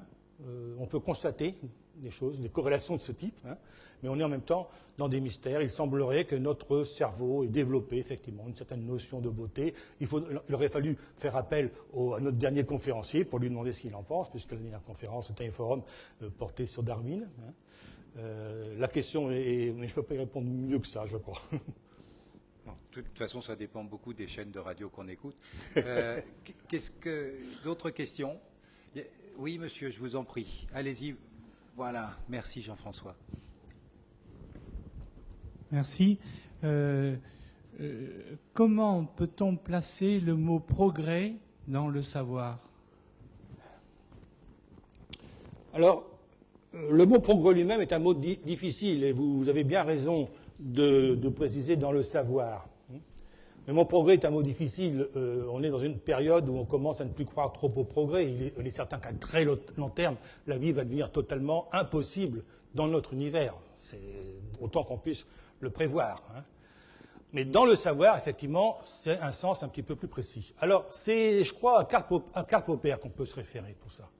C'est-à-dire qu'au fur et à mesure qu'on avance, on produit des théories, on fait des expériences, et c'est vraiment un effet darwinien, c'est une espèce de sélection naturelle entre les théories. Les théories sont confrontées à des expériences, elles résistent ou elles ne résistent pas. Alors, je disais tout à l'heure, je parlais de Lord Kelvin et des deux petits nuages noirs.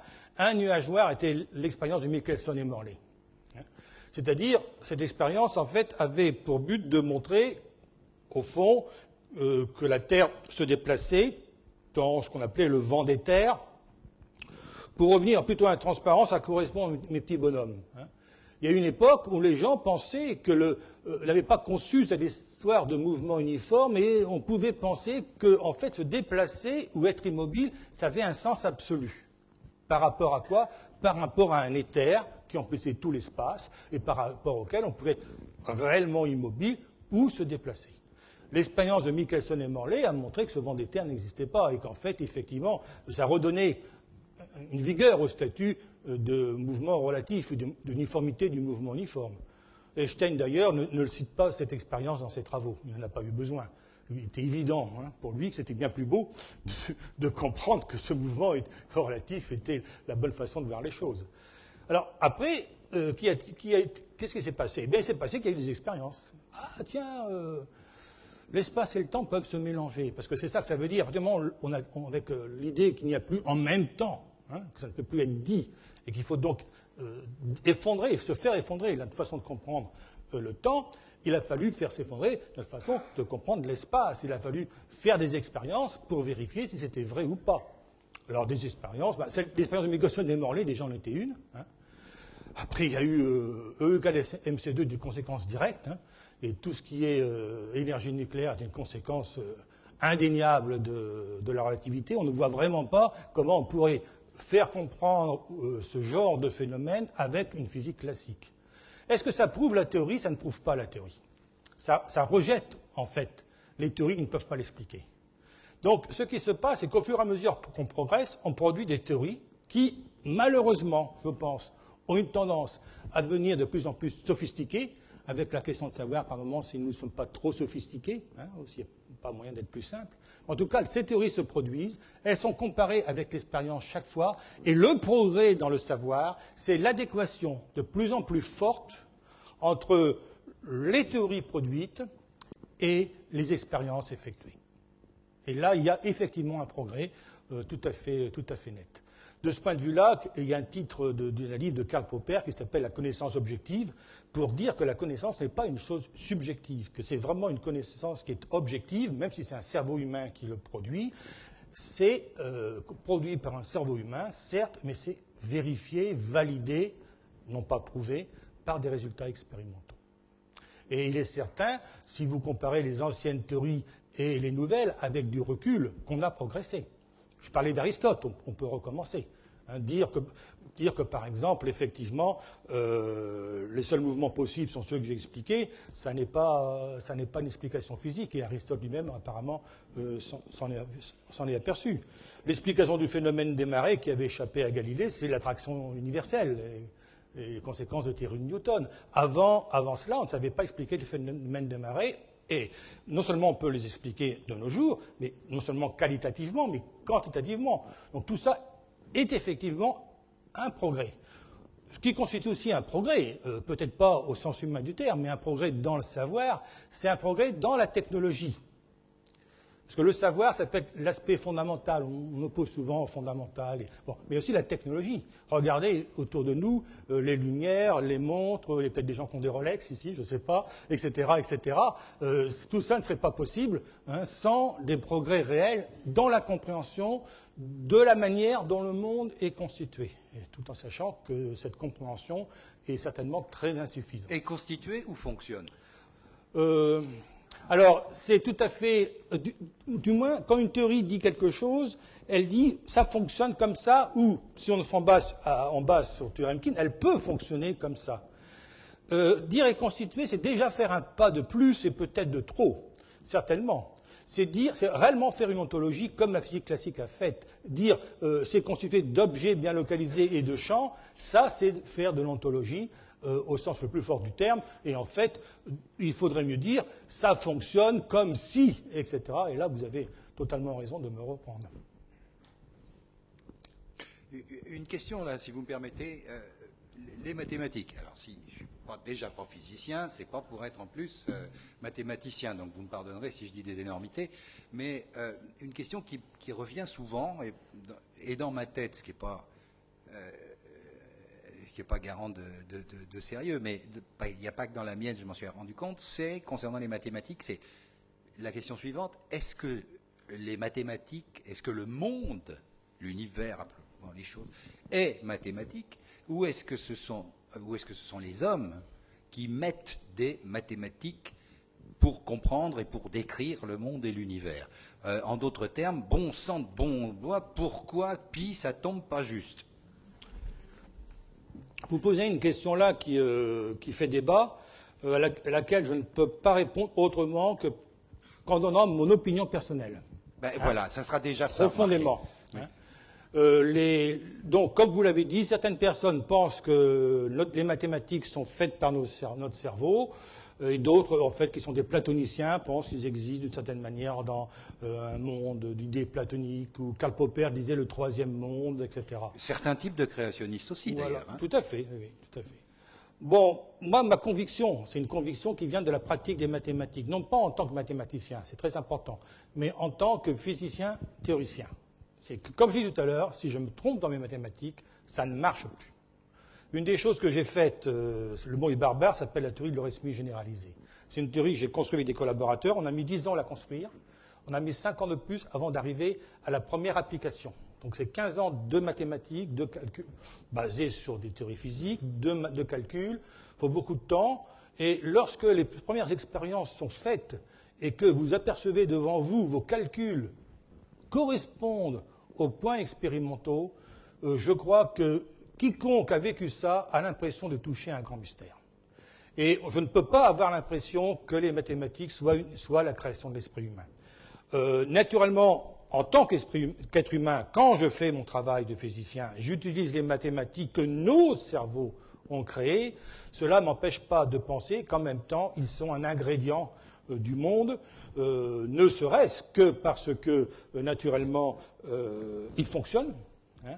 Ils décrivent tellement bien les phénomènes que nous observons, même s'ils ne les décrivent pas tous, même si nous avons encore des problèmes, que lorsque vraiment on a planché comme ça pendant des années et que ça fonctionne, on a une impression de certitude. Et bon, je veux dire franchement, en ce sens-là, je suis croyant. Hein, je ne peux pas imaginer autre. J'ai l'impression qu'il y a. Donc, oui, je mets mes tripes sur la table. Là, vous n'êtes pas obligé d'être d'accord avec moi. J'ai fondamentalement et profondément l'impression qu'il y a derrière tout ça quelque chose d'extrêmement intelligent, d'extrêmement profond, et au moins d'extrêmement mathématique. Je ne sais pas si, mais au moins d'extrêmement mathématique. Donc, cette chose extrêmement mathématique a créé les fractales, Dieu, si vous voulez, donc alors. Le brocoli, les coquilles d'escargot, etc., etc. Écoutez, alors, la question du créationnisme est une autre affaire. Je vais m'en amuser d'abord. Je vais m'en amuser par une anecdote, et puis après je vais redevenir sérieux. L'anecdote, c'est concernant le créationnisme, on est dans la même position que le solipsisme tout à l'heure. Beaucoup de créationnistes de nos jours défendent leur thèse créationniste en se prenant à Darwin, à la manière dont Darwin explique l'évolution des espèces. Ils disent, oui, c'est pas possible, parce que ceci, parce que cela. Ils ont tort. Un vrai créationniste va dire la chose suivante. Dieu a créé l'univers il y a 4000 ans. Point final. Avec tous les fossiles et tout ce qu'il faut pour vous faire croire que l'univers est éternel ou presque. Alors là, vous allez répondre à tel créationnisme, pourquoi Dieu fait comme ça? Eh bien, il vous répond, c'est très simple, mon cher. Dieu fait comme ça pour savoir ceux qui seront élus et ceux qui ne le seront pas. Eh bien, si vous avez en face de vous un créationniste qui vous dit ça, vous n'avez aucun moyen de le déloger de sa position. Bien sûr. Donc, il est clair, malgré tout, que je ne suis pas créationniste, en tout cas, ça ne dépend pas de cette manière-là, et encore moins de toutes les autres manières qui soient. Ça n'empêche pas qu'on puisse être croyant, n'est-ce pas? Oui, mais... On revient un petit peu peut-être dans Kant. Imaginons même un univers infini dans l'espace, dans le temps, etc. Et on dit, mais alors, il n'y a pas de moment pour la création, mais le mot création, c'est un mot humain. Moi, ce que je dis simplement, c'est j'ai l'impression, quand je fais ce travail mathématique et physique, de toucher à quelque chose de sacré. Et je n'ai aucune raison qu'on m'oblige à l'exprimer si je ne sais pas l'exprimer. Vous voyez ce que je veux dire? Non, mais je vous oblige à... non, mais je ne suis pas désagréable, vous ne l'êtes pas, du tout, non, mais moi non plus. C'est là, vous m'avez acculé, mais c'est très bien, il faut le faire. Il faut le faire. Vous m'avez acculé au mieux et au plus de ce que je sens et de ce que je... Non pas ce que je sais, mais ce que je ressens. Et que vous voilà. exprimez. Et donc, devant que je communique. Et on peut avoir d'autres opinions. En tout cas, c'est un Dieu bien compliqué pour moi. Hein, pour moi aussi. Qui a des questions? Des questions encore, bien sûr. Je vous en prie, allez-y. Oui, là-haut. Des questions concernant cette affaire du savoir. Que peut-on ou que ne peut-on pas savoir? Bon, les mathématiques, vous m'avez répondu bien au-delà même de ce à quoi je m'attendais, oui, d'une certaine façon. J'aimerais amener les choses peut-être à un côté beaucoup, beaucoup plus trivial. Nous sommes dans une société qui connaît des problèmes. Aujourd'hui, en particulier, le monde de la recherche est assez secoué. Les chercheurs également semblent assez perdus. Est-ce que vous avez l'impression, en tant que professeur émérite dans les organismes prestigieux qu'on a cités tout à l'heure, est-ce que vous avez l'impression que ce sont la question du savoir et de l'impossibilité de savoir sont des questions que se posent encore les jeunes, les étudiants, ceux qui se prédestinent à une carrière scientifique, ou est-ce que, pardonnez-moi l'expression, vraiment ce sont des choses qui leur passent très loin au-dessus de la tête ou au-dessous d'autre chose? Écoutez, vous avez vu que je réponds franchement, même à maîtrise sur la table éventuellement. Je vais faire pareil. Indéniablement, je crois constater une désaffection des jeunes pour la science. Ça me paraît quelque chose de réel. En revanche, quand on rencontre des jeunes qui veulent faire de la science, en sachant que c'est difficile, que les salaires sont peut-être pas extraordinaires, qu'on peut peut-être mieux gagner dans les banques, je ne sais pas, enfin qu'importe, hein, ils sont d'une motivation extraordinaire. Il y en a de moins en moins, mais de plus en plus avec l'ANIAC. Oui, c'est ça, l'ANIAC, carrément, oui. Alors, pas seulement au niveau national, hein, il faut penser international. Vous avez des pays qui sont en train de se développer, qui mettent en fait énormément de moyens sur la recherche. Je pense à la Chine en particulier. Oui. Et vous allez trouver des chercheurs chinois. Il y en a aussi des Français. Hein, c'est pas l'Inde aussi, non? L'Inde aussi, mais il se trouve que j'ai moins eu de contact. Donc ça, et de toute façon, la bataille du savoir, elle a une double face. Il y a le savoir au sens fondamental du terme, après tout on peut s'y intéresser ou pas, mais aussi le savoir au sens technologique. Qu'est-ce qu'on peut faire avec le savoir? Et là, on est dans une situation de difficulté économique, éventuellement de concurrence, et les pays qui vont le mieux savoir s'investir dans ce domaine, ça veut dire en particulier motiver leur jeunesse, seront des pays qui vont se donner beaucoup plus de chances de gagner que ceux qui ne le feraient pas. Qu'est-ce que vous appelez gagner en matière de recherche? Non, je parlais de gagner savoir. Pour les pays. Je parlais de gagner pour les pays. Oui, d'accord, pour le bien-être du pays. Pour le bien-être des gens. Hein, je parlais pour le bien-être des gens. Et vous, comme on parlait pour le bien-être des gens, on peut attaquer des problèmes moraux aussi. Parce que le théorème de Duyemkin a des conséquences morales extrêmement importantes. Oui, j'aimerais vous entendre. Qu'il faut soulever et mentionner. On voit trop souvent les gens argumenter entre eux, chacun pensant qu'il a profondément raison et l'autre profondément tort. Le théorème de Duyemkin nous dit, indépendamment de toute autre cause et raison pour propager la tolérance, le théorème de Duyemkin nous dit, attention mon gars, fais attention. Ce que tu racontes là, tu le crois peut-être, mais tu ne fais que le raconter parce que tu le crois, mais ce que tu crois n'est peut-être pas vrai. Il y a peut-être d'autres manières, éventuellement contradictoires, éventuellement d'ailleurs ayant les mêmes résultats expérimentaux, qui conviendraient aussi bien. Donc je pense que c'est un théorème qui est très peu connu, qui est très très peu connu, hein, qu'il conviendrait de faire connaître davantage, parce qu'il contient en lui-même cette espèce de virtuosité pour propager de la tolérance, là où quelquefois il n'y en a pas. Oui. C'est Une toujours les question. mêmes, il faudrait que... Il y a un mathématicien qui s'appelle Hilbert, qui a fait écrire sur sa table Wir müssen wissen, wir werden wissen. C'est-à-dire que nous devons savoir et nous saurons. Il est très optimiste. Alors, ce Hilbert, c'est effectivement... Wir werden, ça c'est très, très optimiste. Et il était optimiste, puisqu'il a créé une liste de problèmes qui était léguée aux mathématiciens futurs pour qu'on puisse y répondre, dont un fameux problème qui est le problème de Entscheidung, si je ne me trompe pas, de celui de la décision. Et Kurt Gödel a répondu magistralement en disant « Nous ne pouvons pas savoir ». Et de quoi s'agit-il ? Il s'agit de savoir si dans une théorie mathématique, là on ne parle plus de physique, donc à la limite je dirais c'est plus simple, excusez-moi pour les mathématiciens, mais on n'a pas à se confronter avec le monde. Dans une théorie mathématique, est-il possible de prouver tout ce qui est vrai ? Et Kurt Gödel a pris comme exemple l'arithmétique. Il suffit de prendre l'arithmétique comme exemple. Et il a montré que dans l'arithmétique, il y a des énoncés dont on ne peut pas décider s'ils sont vrais ou faux avec les outils de l'arithmétique. Ce qui répondait de manière négative à Hilbert, naturellement. Ce théorème de Gödel, on en parle souvent. Hein. Il était révolutionnaire lorsqu'il a été énoncé, mais il l'est encore aujourd'hui, et les physiciens l'ont peut-être pas compris, du moins n'ont pas compris toutes les conséquences. Parce qu'avec quoi faisons-nous nos théories, nous physiciens ? Avec des mathématiques, et plus que l'arithmétique.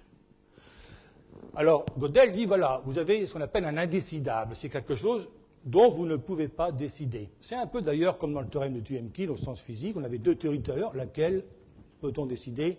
Il y a une relation entre les deux. Il dit, ben voilà, c'est très simple. On ne peut pas décider dans le cadre de l'arithmétique. Eh bien, au lieu de faire de l'arithmétique, travaillons dans le cadre du corps des nombres réels. Et à ce moment-là, vous allez pouvoir démontrer le théorème que vous cherchez à démontrer. Tout à fait. Vous allez le démontrer dans le cadre d'une théorie mathématique plus étendue. Mais vous allez créer de nouveaux indécidables, de sorte que, en réalité, il y a des indécidables dans les mathématiques. Alors, à cette époque, on disait c'est quand même révolutionnaire, mais enfin, on fait tous des mathématiques, on n'est encore jamais tombé sur un indécidable par manque de chance. Et récemment, dans la recherche, je crois, du mois dernier, ou il y a 2 mois, ou il y a 3 mois, ça, il y a des gens qui s'occupent de ça, qui montrent que plus on construit des énoncés longs, plus le nombre d'indécidables augmente.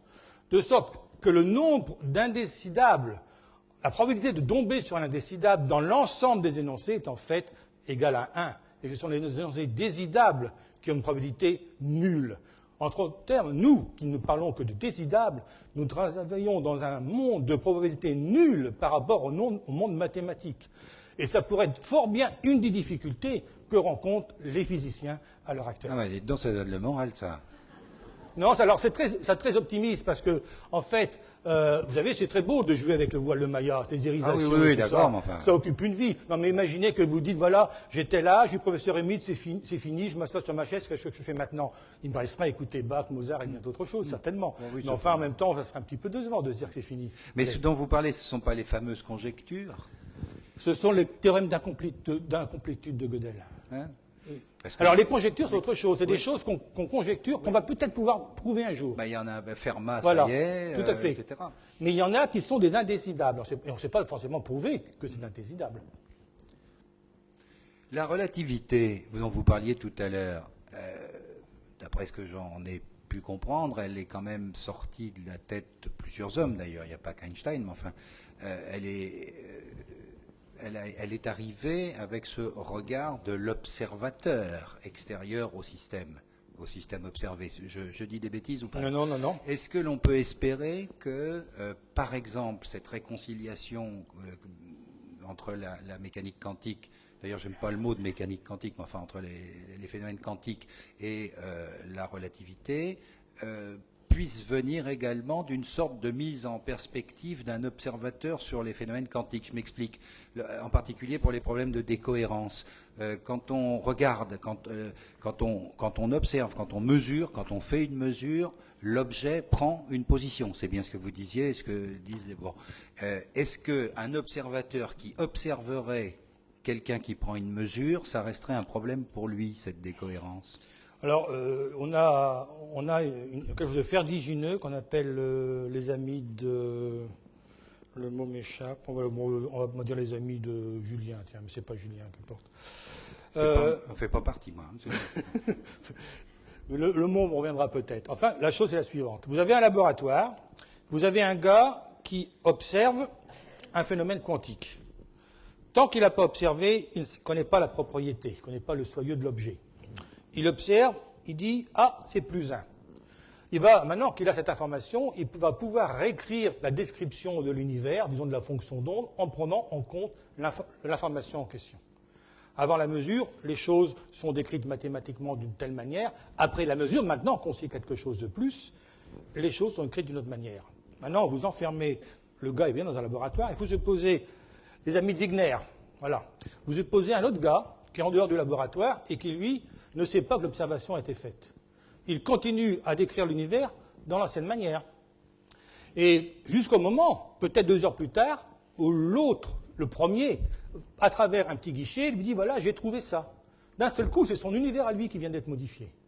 Et les amis de Wigner, parce que vous pouvez imaginer un troisième observateur qui est sur la pelouse de l'université, etc., etc. On est dans un truc vertigineux. Oui. Et c'est vraiment là qu'on est en face de problèmes que je ne comprends pas, et dont les gens avouent qu'ils ont du mal à le comprendre, même avec l'aide de la théorie de la décohérence.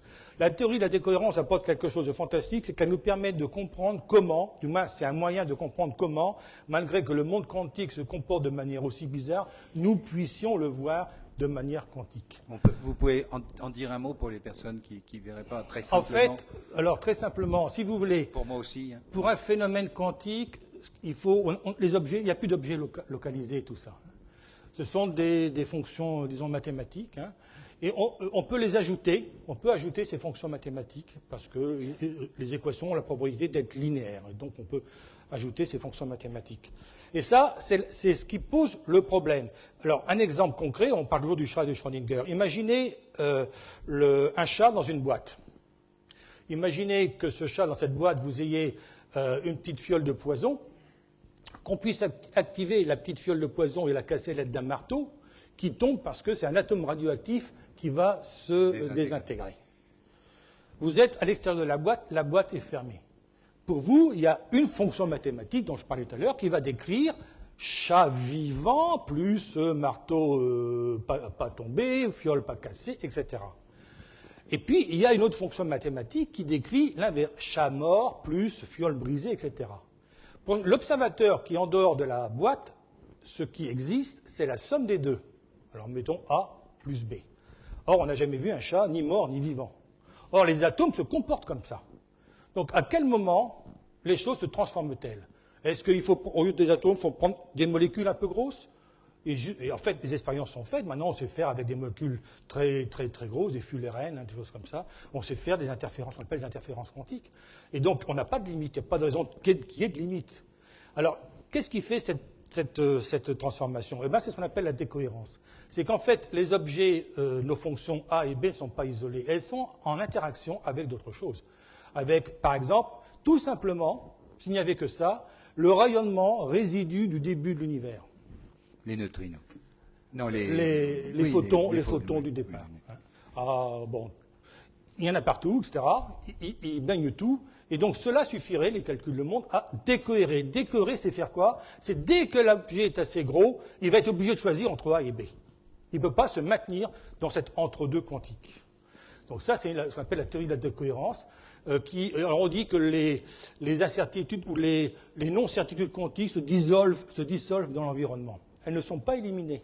Elles se dissolvent dans l'environnement, mais de manière telle que nous n'avons plus aucune possibilité de les repiquer, en quelque sorte. Voilà. Alors c'est une théorie qui est très bien faite parce qu'elle nous permet de comprendre pourquoi nous voyons le monde quantique et pourquoi, à un moment donné, il y a une disparition de ces interférences. Bon, je ne sais pas si c'est la bonne théorie. Certains pensent que oui, d'autres pensent que non. Moi, j'ai un petit problème, c'est qu'un chat, c'est un être vivant aussi. Et être à moitié mort ou à moitié vivant, ou presque à moitié mort ou très vivant et tout ça, ça pose problème. Parce que dans la décohérence, il reste toujours une probabilité. Ce n'est pas un des deux états qui disparaît complètement. Simplement, un des deux états va devenir de probabilité quasiment nulle. Oui. Alors, quasiment nul, c'est epsilon, c'est 10 puissance, enfin, tout ce que vous voulez, etc. Alors, je veux bien que si vous avez une décision à prendre demain, que vous vous dites la probabilité de tel événement est quasiment nulle ou très faible, et je vais prendre ma décision en sachant cela, pas de problème, vous avez raison de le faire. Et donc, si les mécaniques quantiques se comportaient uniquement de cette façon-là, il n'y aurait pas de problème. Après tout, en pratique, à part un petit machin de rien du tout, le chat est vraiment vivant ou vraiment mort. Maintenant, si je me mets à la place du chat, qu'est-ce que ça veut dire pour moi d'être mort ou vivant à epsilon %, hein? Et encore pire si je suis un être humain. J'ai l'impression d'être complètement vivant ou d'être complètement mort. Oui. Donc, et ça, c'est un problème, au fait, on parlait de l'observateur tout à l'heure, qui est extrêmement lié à la mécanique quantique. C'est le rôle de l'observateur et de la conscience.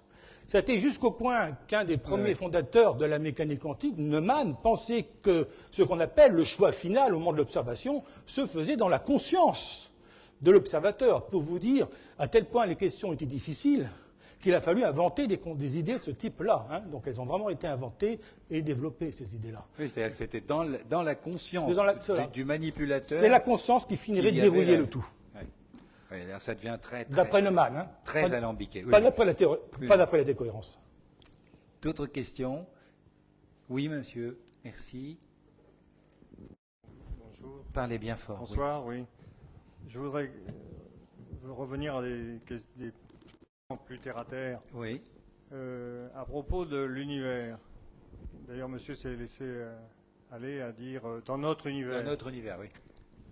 L'univers, on en cherche son origine, vers 15 milliards d'années. On a une théorie sur le Big Bang. Donc il aurait une origine.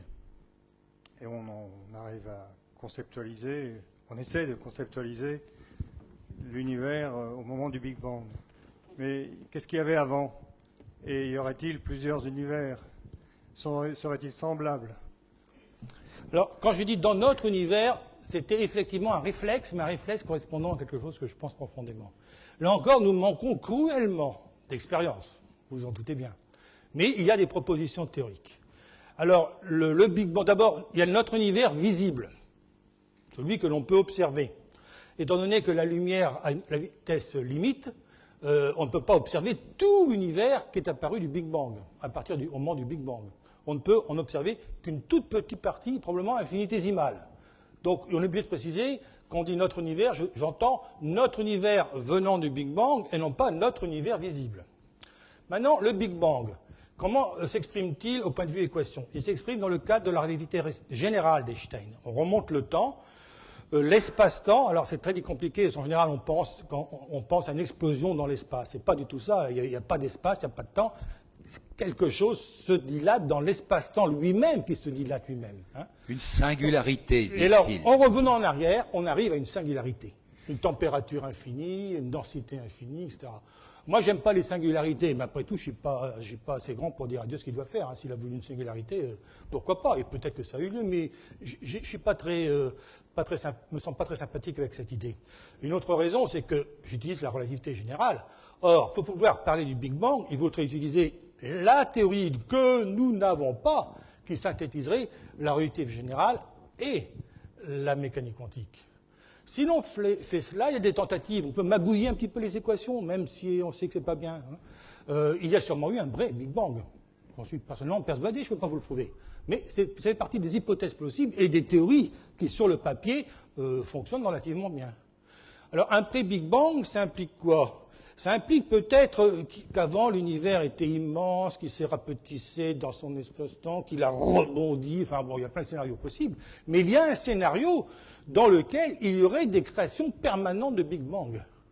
Et donc, en fait, une infinité d'univers, et qu'un Big Bang pourrait très bien apparaître là, d'un seul coup. C'est très peu probable, mais au fur et à mesure, si vous voulez, que la matière devient ténue, ce qui arrivera, comme notre univers est en expansion croissante et accélérée, c'est de plus en plus ténu, la densité de matière, il semblerait que plus la densité de matière est faible, plus on a la probabilité de voir apparaître un Big Bang. Ça coûte très peu, un Big Bang, en termes d'énergie. Selon certaines théories, ça coûte rien.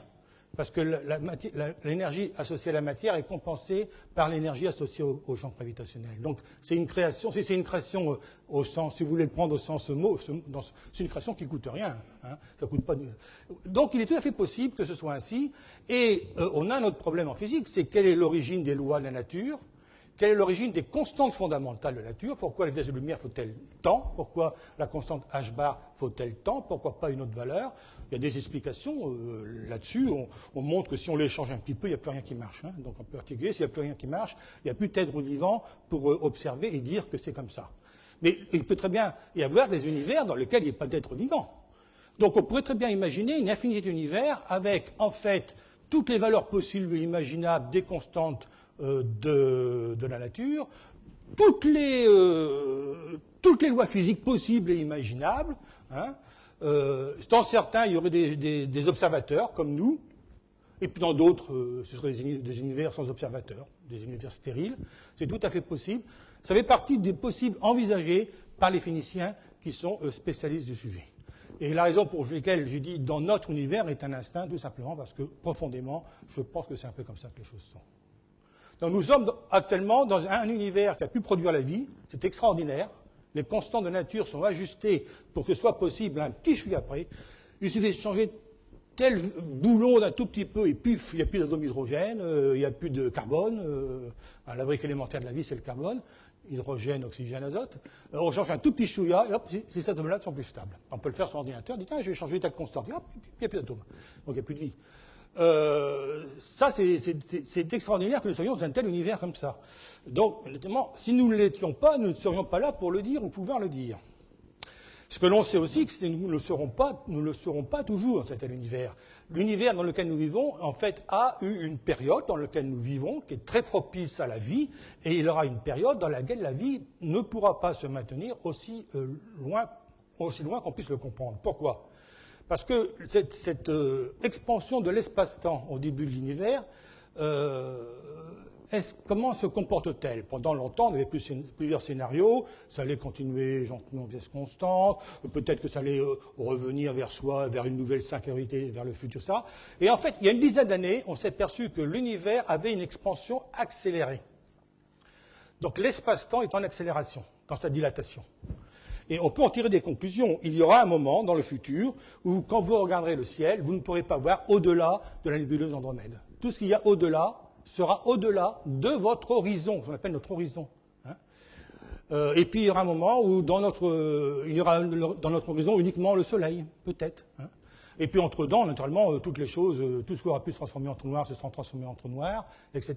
Il y aura une époque, s'il y a encore des astronomes, où ils ne pourront avoir aucune idée de ce qu'est notre univers actuel. Ils n'auront plus aucun indice observationnel ou théorique pour le savoir. Et naturellement, à cette époque-là, depuis très très longtemps, l'univers aura disparu, la vie aura disparu de l'univers. Donc nous vivons probablement un moment très...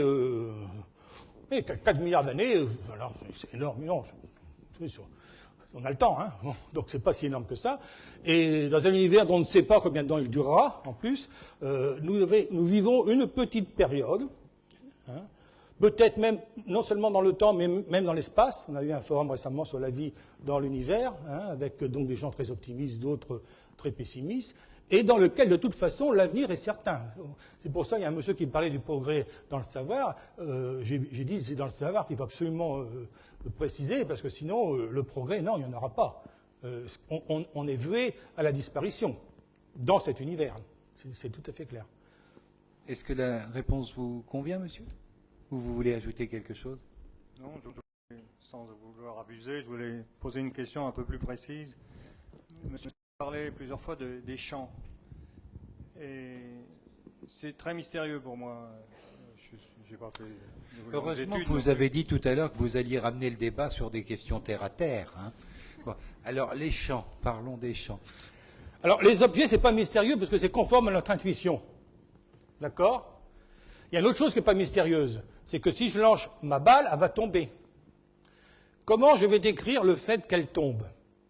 Si je la lâche là, elle va tomber comme ça. Mais je pourrais très bien la lâcher là aussi. Elle va quand même tomber. Donc, quel que soit l'endroit où je me trouve dans mon espace, il y a quelque chose qui fait que la balle va tomber de toute façon dès que je la lâche. Ce quelque chose, on va simplement l'appeler le champ. En l'occurrence, le champ de pesanteur. Donc, ce n'est pas quelque chose que vous pouvez voir. Vous voyez? Quand, dans l'ontologie classique, on dit qu'il y a les objets et les champs. Vous pouvez voir les objets, les champs, vous ne pouvez pas les voir. Mais vous pouvez voir l'action des champs. L'action des champs, c'est effectivement cette chute de la balle, si je la lâche. cette tension sur mon bras, parce que je suis en train de la soutenir et que le champ de pesanteur est en train de vouloir l'amener vers le bas. Alors ce champ, c'est une description mathématique qui correspond aux expériences. Vous pouvez très bien dire que ces champs n'existent pas, en fait, que peut-être c'est autre chose qui existe. Mais en tout cas, ça nous convient très bien, nous, physiciens, parce que ça correspond à une manière de décrire les expériences et de faire des calculs sur les expériences. Donc, est-ce qu'il faut dire l'ontologie classique est constituée d'objets et de champs, ou fonctionne-t-elle comme s'il y avait des objets et des champs? Je vous laisse le choix. Je crois que le théorème de Duyemkin nous laisse largement le choix entre les deux options. En fait, vu de ma toute petite lorgnette, le mot champ remplace le mot force. Oui, on peut dire ça. Oui, on peut dire ça. Allez, disons les choses comme ça. Disons pour moi, oui. Merci. Voilà. Simplement, il y aurait une petite différence. Vous voyez, une force, là, la petite différence, c'est que une force, je peux imaginer une force là, parce que j'appuie sur mon bras, donc il y a une force qui est localisée là. Tandis que le champ, c'est une force qui potentiellement est localisée partout et qui va se révéler chaque fois que je mettrai un objet à la place pour que ce champ se révèle. Idem pour les champs magnétiques. Et pour les autres champs, c'est pas la même chose. D'autres questions encore? Oui. C'est le moment d'en profiter si vous avez des interrogations sur ce qui existait avant le Big Bang, c'est-à-dire avant que tout commence. C'est pas évident.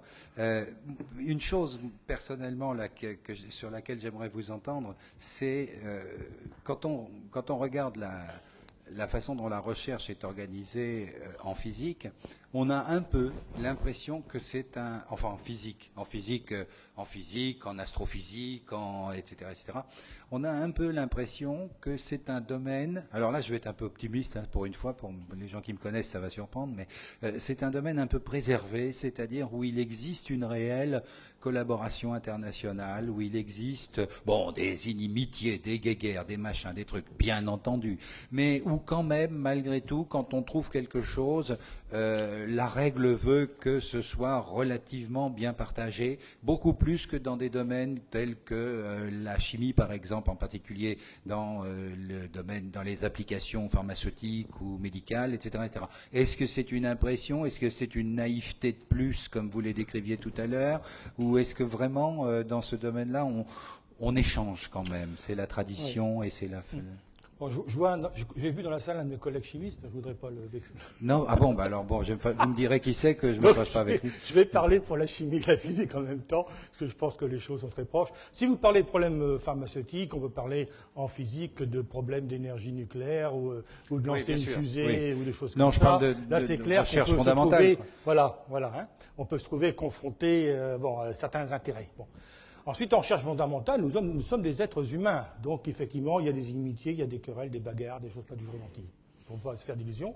Mais, malgré tout, il y a quelque chose qui est fondateur dans la recherche, auquel tout le monde n'obéit pas, et ceux qui n'y obéissent pas sont très vite repérés, en général, c'est qu'il y a une vraie morale du travail et de la véracité, de la vérité.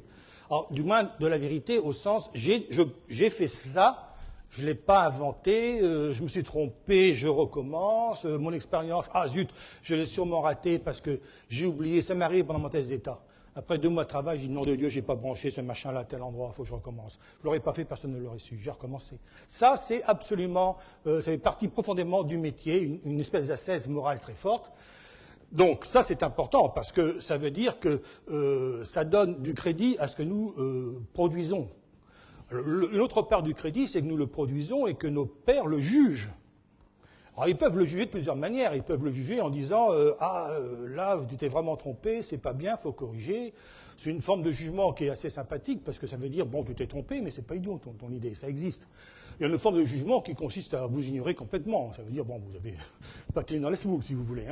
Donc il y a toute une espèce d'assesse et de processus d'interaction qui permet à notre travail de se valider et d'être validé par les autres.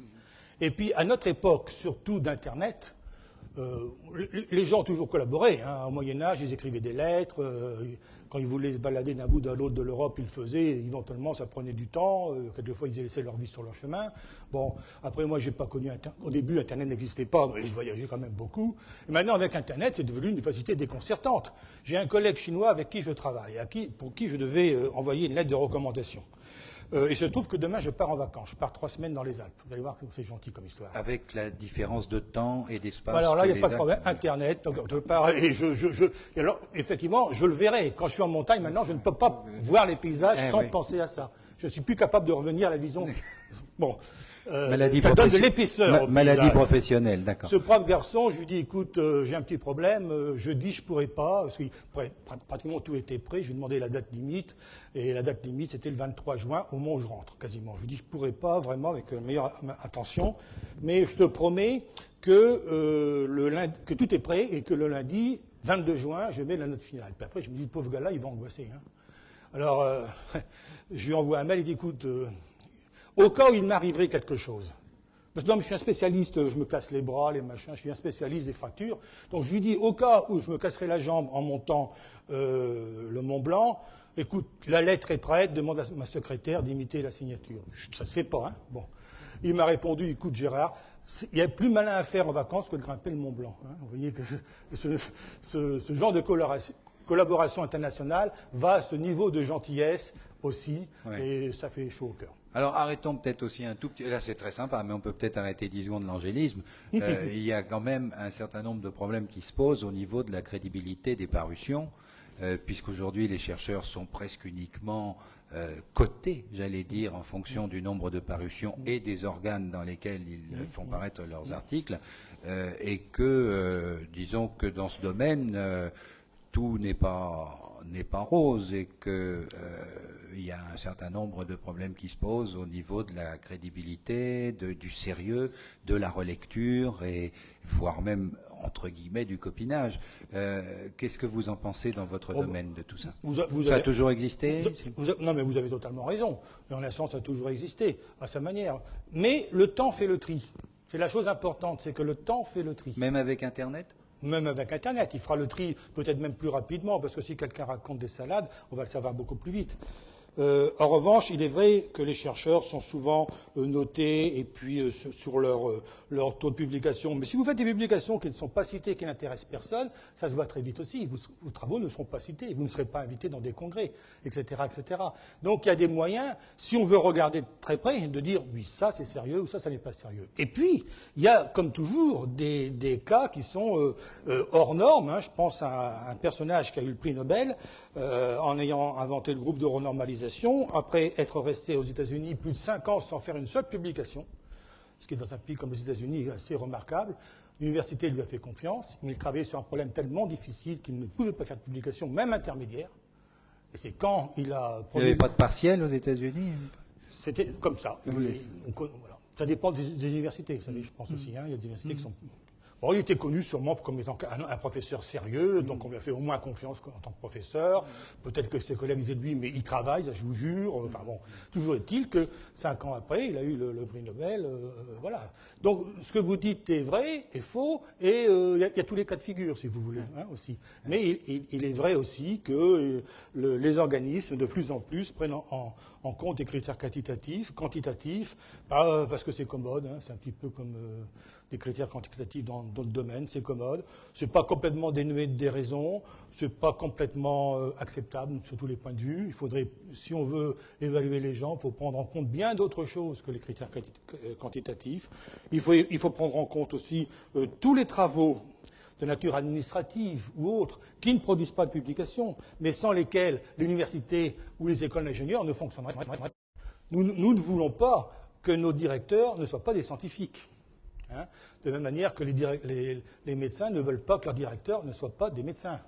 Oui, mais enfin, quand il y Et a, donc, quand il faut bien. des piles de dossiers comme ça à remplir. Et donc, on n'a pas- ça veut dire qu'il y a des gens, à un moment donné, qui se trouvent dans une situation où ils se sont sacrifiés pour la recherche. Ils se sont soit même en connaissance de cause à un certain âge, ça se fait par hasard, bon, on met le doigt dans l'engrenage, mais tout ça, c'est absolument essentiel pour la vitalité de la vie universitaire. Les chercheurs, les enseignants, ceux qui ne sont pas aussi chercheurs que d'autres et qui le sont moins, mais qui... Vous voyez, tout ça est important et il faut valoriser tout ça. Et après, ben voilà, nous sommes des êtres humains, donc les petits péchés ou les gros qu'on peut trouver partout, on va les trouver chez nous aussi. Mais il y a ce processus de jugement par les pairs qui fait qu'à la fin, ce qui reste. Vous parlez des publications, on peut. Les publications qui ne servent à rien ne seront pas citées. Ça va abattre des arbres dans les forêts, malheureusement, ça va prendre de la place sur les étagères de bibliothèques, mais ils vont tout simplement disparaître. Oui, monsieur. Le micro. Une petite question encore. Cité au départ et abondamment Kant, philosophe, ensuite Karl Popper, épistémologue. Quelle est l'influence et de la philosophie et de l'épistémologie dans votre démarche scientifique de recherche et développement? Dans ma démarche scientifique, elle était nulle. Je vais vous dire pourquoi.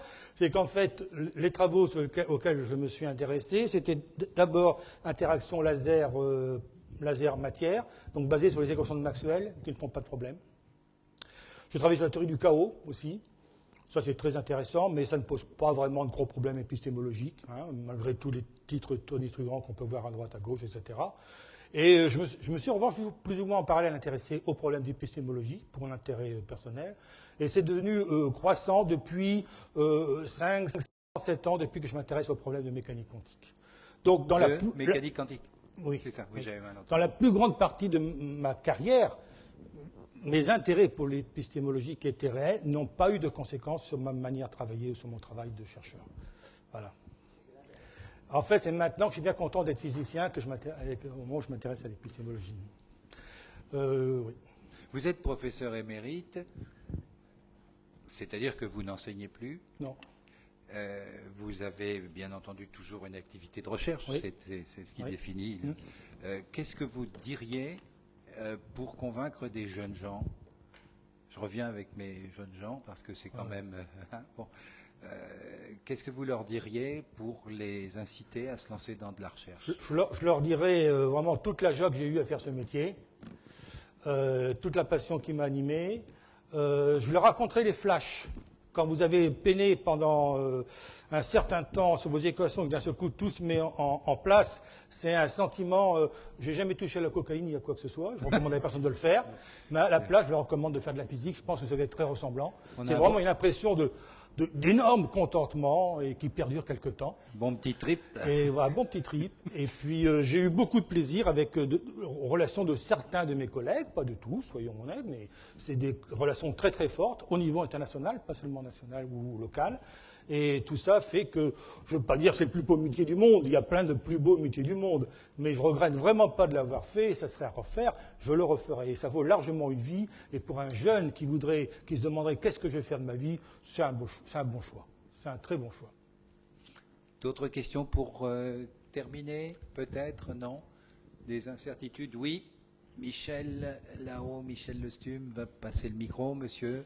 Nous vous écoutons. Bonsoir. J'aurais voulu savoir quelle était la force motrice qui faisait que l'espèce humaine ou l'homme avec un grand H cherchait toujours à savoir plus. Est-ce que c'est un peu la crainte du futur et de l'existence de l'espèce qui fait que on essaye de savoir comment on va être mangé, qu'est-ce qui va arriver? Je crois que notre collègue du forum précédent serait plus capable de moi de répondre à cette question. C'est une question que je me suis souvent posée. Ce que je constate, c'est que cette curiosité, elle est là. Cette soif de savoir, elle est là. Cette envie de faire, elle est là. C'est une caractéristique de l'être humain. Comment nous est-elle venue? On peut imaginer effectivement des processus darwiniens, parce que c'est bon pour la survie et le développement. Mais il y a des choses extraordinaires aussi là-dedans. Parce que lorsque le cerveau est apparu, le cerveau de l'Homo sapiens, évidemment que c'est un avantage énorme pour l'espèce Homo sapiens d'avoir un cerveau de ce type. On ne pouvait pas prévoir à l'époque que, je ne sais pas, les 100 000 ans plus tard, ça allait servir à faire la bombe atomique, les réacteurs nucléaires et tas de choses comme ça. Donc c'est un peu comme si la sélection naturelle avait overshooté, je crois qu'on dit en anglais, tapé plus loin que nécessaire, quoi, beaucoup plus loin que nécessaire. Et nous possédons ce cerveau qui est effectivement un outil absolument remarquable. Et en tant qu'être humain, il y a ce que je ressens, parce que je suis un être humain, que ressentent les autres, et je ne suis pas forcément capable de vous en expliquer l'origine. Bon, vous vous êtes pas trop lâché sur une volonté mathématique? Non. Oui, volontairement, je lance. Volontairement, oui. Une autre dernière question là. En résumé, pour moi qui est un petit peu ignorant de tout ce que j'ai entendu ce soir, est-ce qu'on peut dire, par exemple, la chanson à Gabin, j'ai dit je sais, j'ai appris, j'ai encore appris, et plus j'ai appris, moins je savais. C'est tout à fait correct. Tout à fait correct. On se rend compte de l'immensité de notre ignorance et de la fragilité de ce qu'on croit savoir. Tout à fait. Et ça aussi, c'est un argument pour la sagesse, dont nous manquons un petit peu peut-être à notre époque. On a toujours eu ça à toutes les époques, remarquez, je pense. Voilà, merci. De toute façon, savoir que l'on ne sait pas ou savoir tout ce que l'on ne sait pas, c'est déjà savoir quelque chose. Et c'est le début de la sagesse, hein, comme disent vos amis orientaux, je pense. Bon. Sans oublier les stoïques. Sans oublier les stoïques, quand même. Ah oui, aussi, oui, bien sûr. Orientaux. Avant que nous vous applaudissions, je voudrais que vous notiez les prochains rendez-vous. Le 11 juin, nous parlerons de la planète Mars, qui est un objet bien localisé, du moins en première approximation. Au premier abord, parce que vous savez que Aristote a aussi dit comment peut-on parler d'une position et d'un mouvement en même temps, puisqu'une flèche arrêtée quand elle est tirée, elle est en mouvement, donc elle n'est pas là où elle est. C'est très compliqué, ça donne des cauchemars tout ça.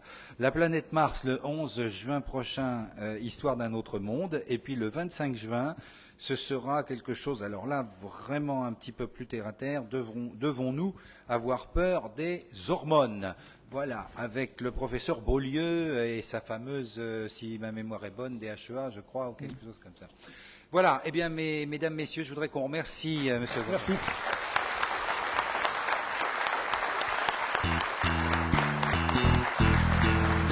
Merci à vous.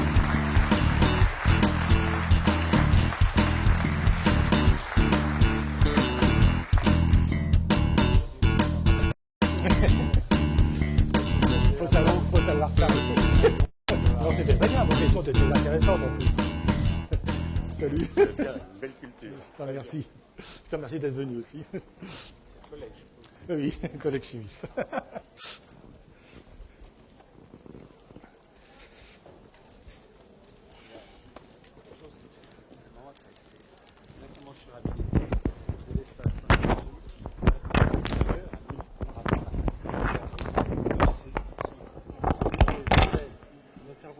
Les aires du cerveau, c'est pas du tout aux endroits où on les voit dans le sang. Et ça, j'ai utilisé ça parce que j'ai participé à des comités scientifiques sur l'autonomie.